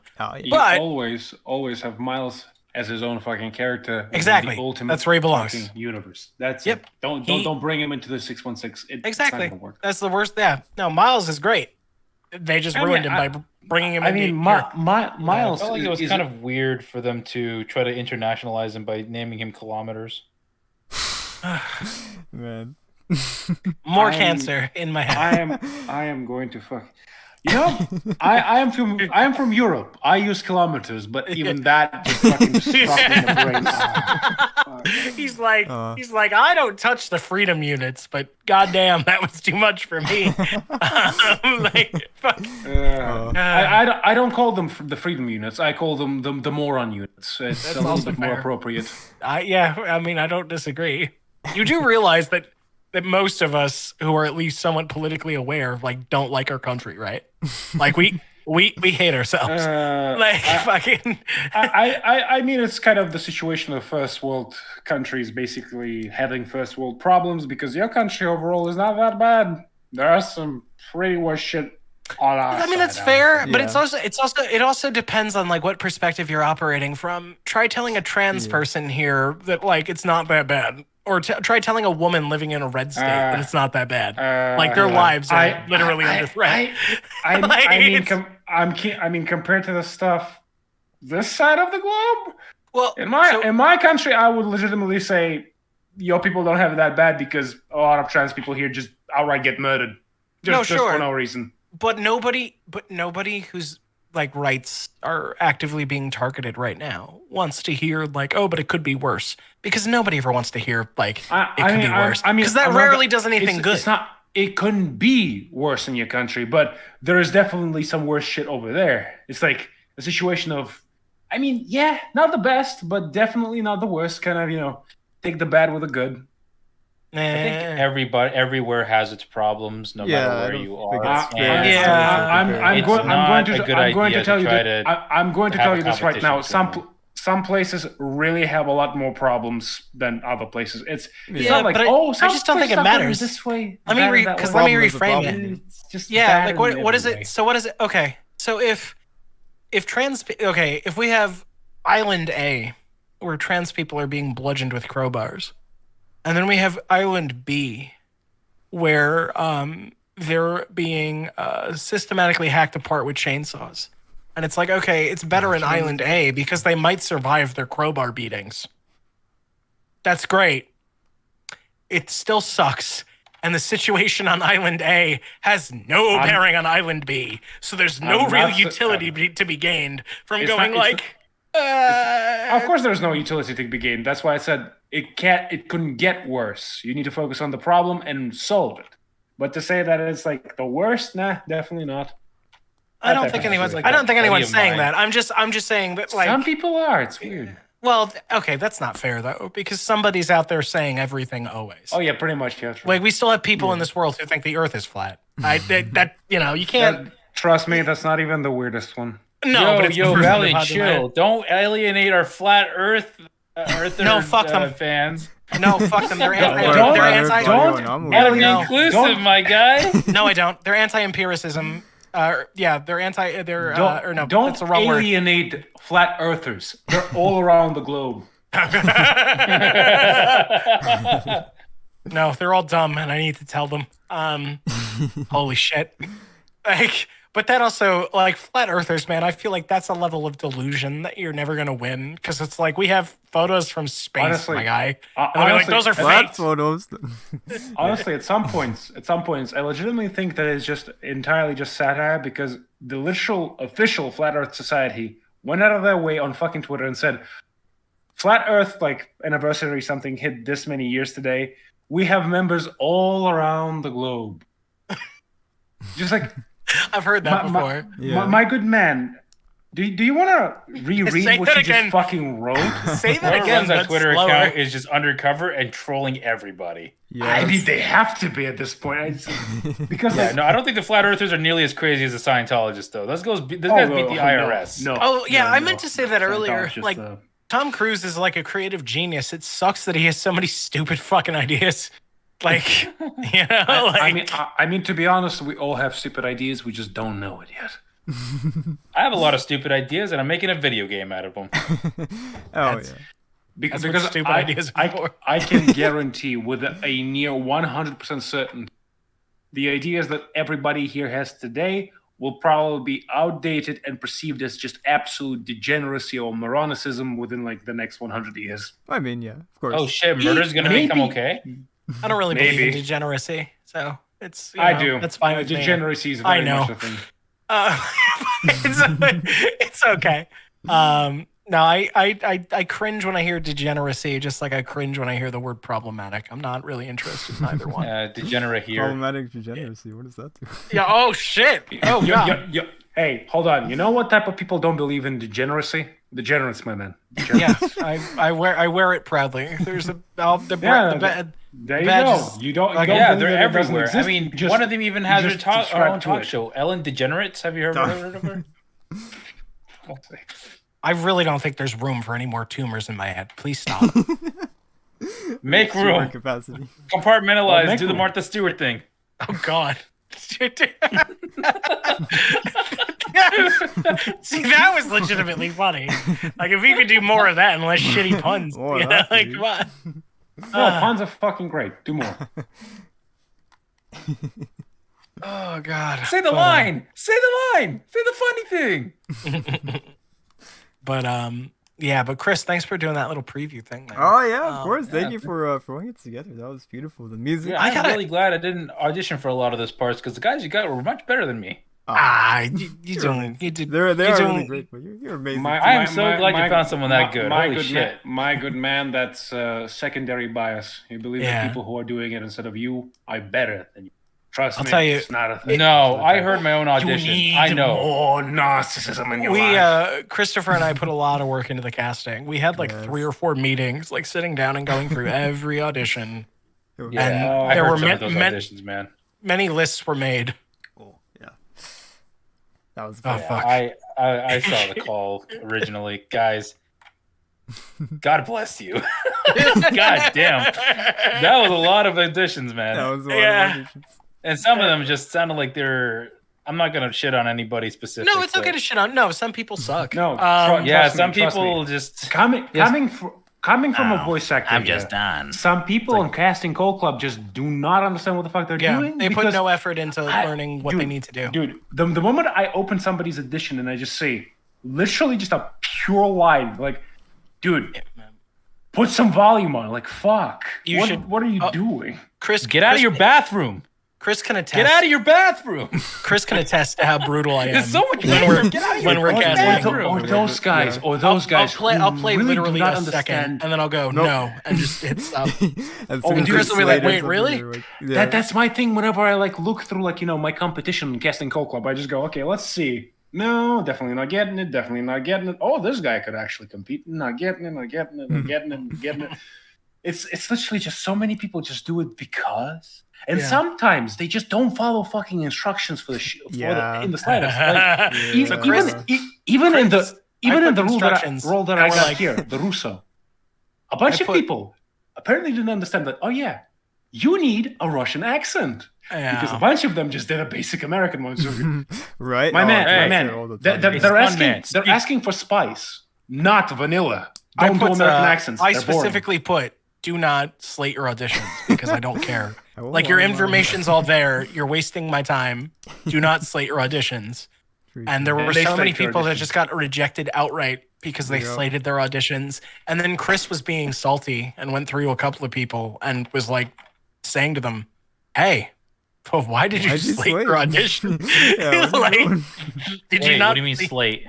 When you open your auditions with this is this is insert this name is here. Joseph Boslensky auditioning for the role of Peter know, Griffin. That I never understood. Jared. That I never fucking understood. What's the point of slating in general? It's an old. I have so your it's name. Stupid. you might not. So it's an old practice from when you used to like send in like physical demo tapes. Yeah, but that was fucking tapes. They didn't have your usually name. usually what would happen is they would listen to a shit ton of them at a go, and it's usually some fucking intern. So like they're just going through the pile. They're not actually paying attention to your fucking name. They have like a fucking thing of like what they're looking for, and if they hear something good, I presume they would be like, "Oh shit, who's this guy?" But so you fucking or just then you might like hunt down the records or whatever. But because it's like right at the beginning there, like, "Hi, my name is Joe Blow," and blah blah. So now it's like in your brain, that whole thing. But it's just feel about. Go ahead. No. Go finish. No, that was it. I'm getting tired. That's why I'm going to leave soon. But what were you saying? Oh, I'm sorry. I was gonna say, how do you guys feel about like people just improving a few lines at the end just to? If it's asked for, I think it's fine. I what? think that if it's asked for, I think it's fine. I think if you're doing it without prompting, you're really shooting yourself in the foot. The only time that I would say it's fine to impromptu a little bit is if like they're asking for a specific thing there. For example, like speaking in Russian. If you see that like grammatically it doesn't make too much sense, change it up a bit. There you go. That's technically imprompting, but it's actually doing the right fucking thing. Yeah, Salty Chris, by the way, is really fucking funny, Layla, in chat. It's pretty fucking great because it takes a lot of effort to get there. Yeah, but once I imagine Chris sounds very calm. He's one of the nicest people I've ever met in my entire life. He never wants to hurt anybody's feelings. That's what he has me for. But if not hurting other people's feelings, good cop, bad cop routine. I see. You have if you wear him down enough, though, he'll start kind of chuckling to himself. And it'll be like, what he starts entering villain mode. Yep. You hear it heating up instead of going woo. It's just Joker mode starts happening. Yeah, it's pretty great. Until it ramps up to literal fucking Joker laughs. He just does the head cock back with the hand out. I will say I want to be very careful because this person works with us on like Audio Anomaly, and I don't want to fucking hurt anyone's feelings. This time. As much as I just said that I like to hurt people's feelings, their feelings right now. Hurt their feelings right now. Yeah, right. No, but so like there was a person who auditioned for us for Spider-Man, and they were a pretty decent actor, but they actually really hurt their audition by improving because they stumbled through their words. You know what I'm talking about? Yeah, I know. When a person's trying to change the script, but they cannot, properly. Yeah. Oh no, when I say they improving, I mean just adding like words. A line for flavor at the end after you're.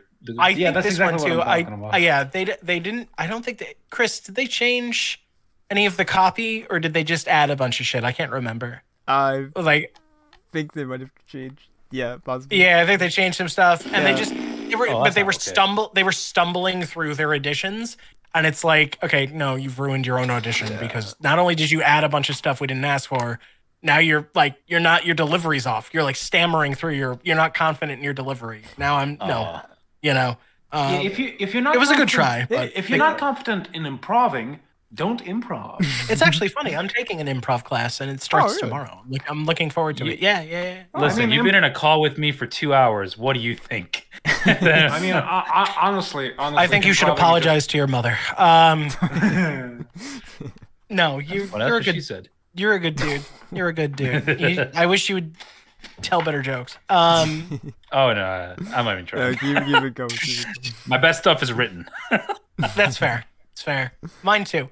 I love writing for Spider-Man because I don't generally think of myself as a funny person, but there's something about writing for Spider-Man that just kind of it's off the cuff. It's so natural. Yeah, you have to. Well, you have to, right? You have to be able to find your method of comedy for writing Spider-Man. PD's a And I funny think guy.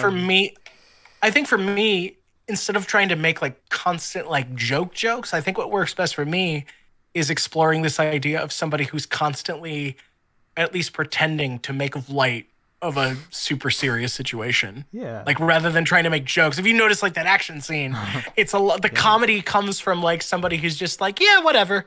Yeah, we're just chilling. very Oh, you're casual. waving guns in my face. Yeah, like that for me is how I'm able to connect with the comedy, and I think it works pretty well. Oh, absolutely. Yeah. But if I had to make like actual like jokes, oh God, why?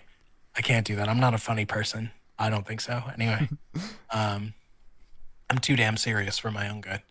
Well, if you want confirmation, I can definitely say you are in fact not a funny person.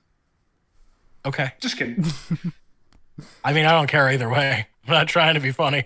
Valiant, I think you're hilarious, but in the straight man way. Oh no! Oh yeah, no. I make a great straight man. You're a wonderful absolutely straight man. Yeah, you and 'cause we need to go on tour, man. Yeah, I tell 'cause bad you'll- jokes. You complain about the tumors in your And head. I'll just do it. I Every just go time. like, yeah. Sounds Why like a is God? definite- Why is We God Cheech and forsaken Chong you? without the weed. comedian. What do you got against weed? Are you some sort of puritanical fucking fuddy-duddy? No, I'm just bad enough sober. That's fair. So, props to you for recognizing that a lot of people can't do that. I'm afraid of what will happen if I become under the influence of anything. Oh no, that's Same. fair. Same. It's fair. It's fair. I'm a maniacal sociopath. I am. I might wake up definitely to a city definitely on afraid fire. of getting drunk. Who knows? Yeah, I don't know, man. Drinking is my vice. I like to destroy my liver. Although now I work in direct support with people with like disabilities, and I work overnights, so my whole schedule is fucked, and I like never feel comfortable getting drunk anymore because I'm like, oh shit, Drinking's bad. Don't do it. no, Any- fuck you. I want to. any drinker I ever meet, I'm cool. I'm comfortable around because they will never beat the one guy that I play video games with every night. And that guy, holy shit! I don't know how he drinks so much. He drinks like a lethal dose of alcohol, and he's hardly buzzed. Jesus. Man's got. He doesn't drink beer. He doesn't drink vodka. He drinks Mike's Hard Lemonade and creates pyramids and sends them pictures. Sends pictures to me. And he's like, how is he able to drink a lethal amount of Mike's Hard Lemonade? It's a little confusing. I don't understand it.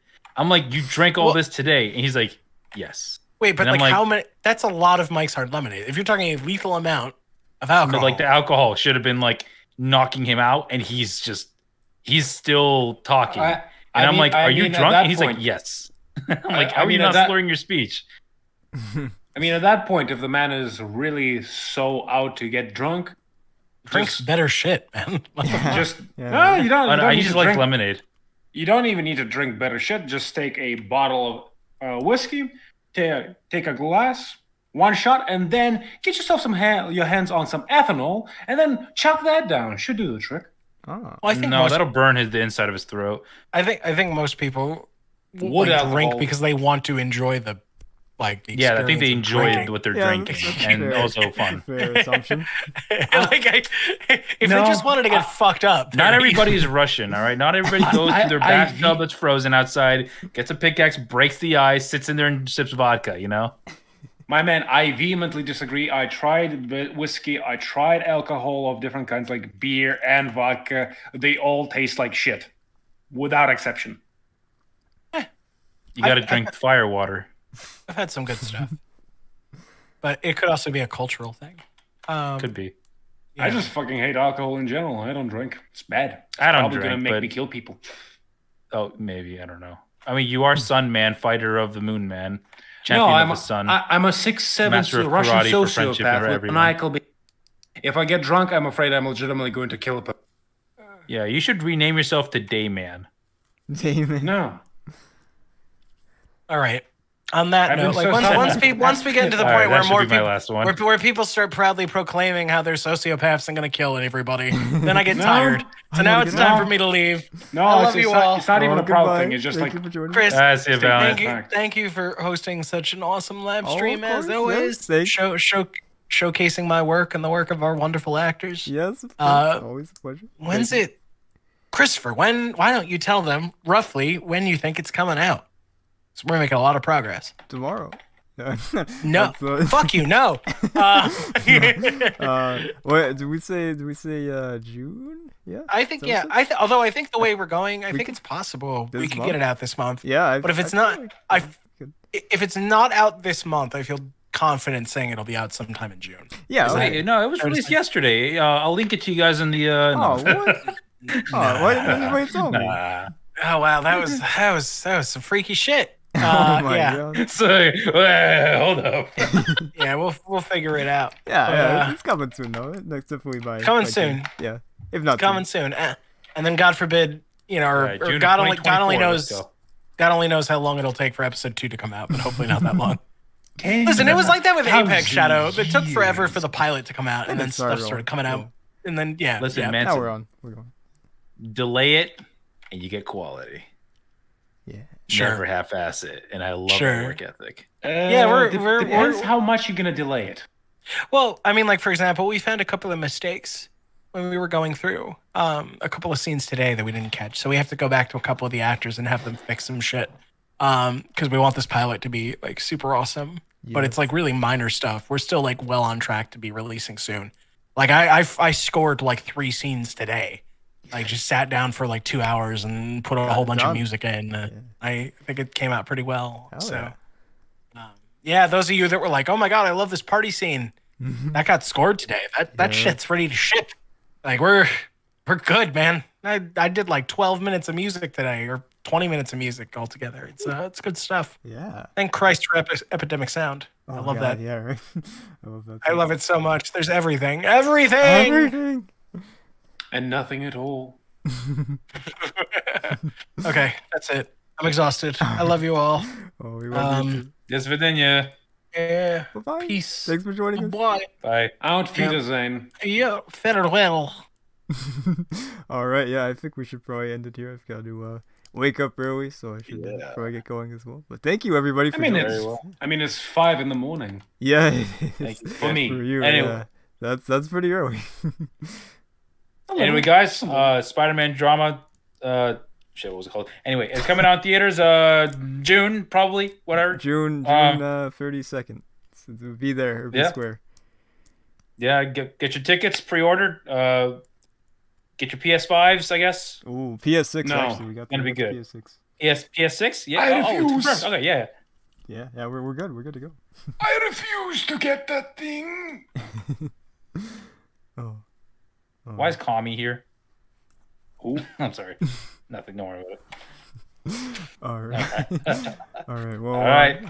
thank you for joining us, everyone. It was super fun. Of course, all of you in the chat and all of you here in Discord too. Yes. We'll have to do this again soon. Yes, sir. Have a good day. Oh, you too. Adios. Good night, Have a everybody. good rest of the 24 hours of our cycle. Oh, yes, you too. Bye-bye. All right, yeah, that was the live stream. Very fun. I will see you all next time. Thank you once again, Wewa, Nikki, Sir Sopo, everybody. I just got a message that somebody said, "I like that JFK custom you made. It looks accurate." Thank you, person that likes my JFK custom Lego minifigure. Very appreciated. Goodbye.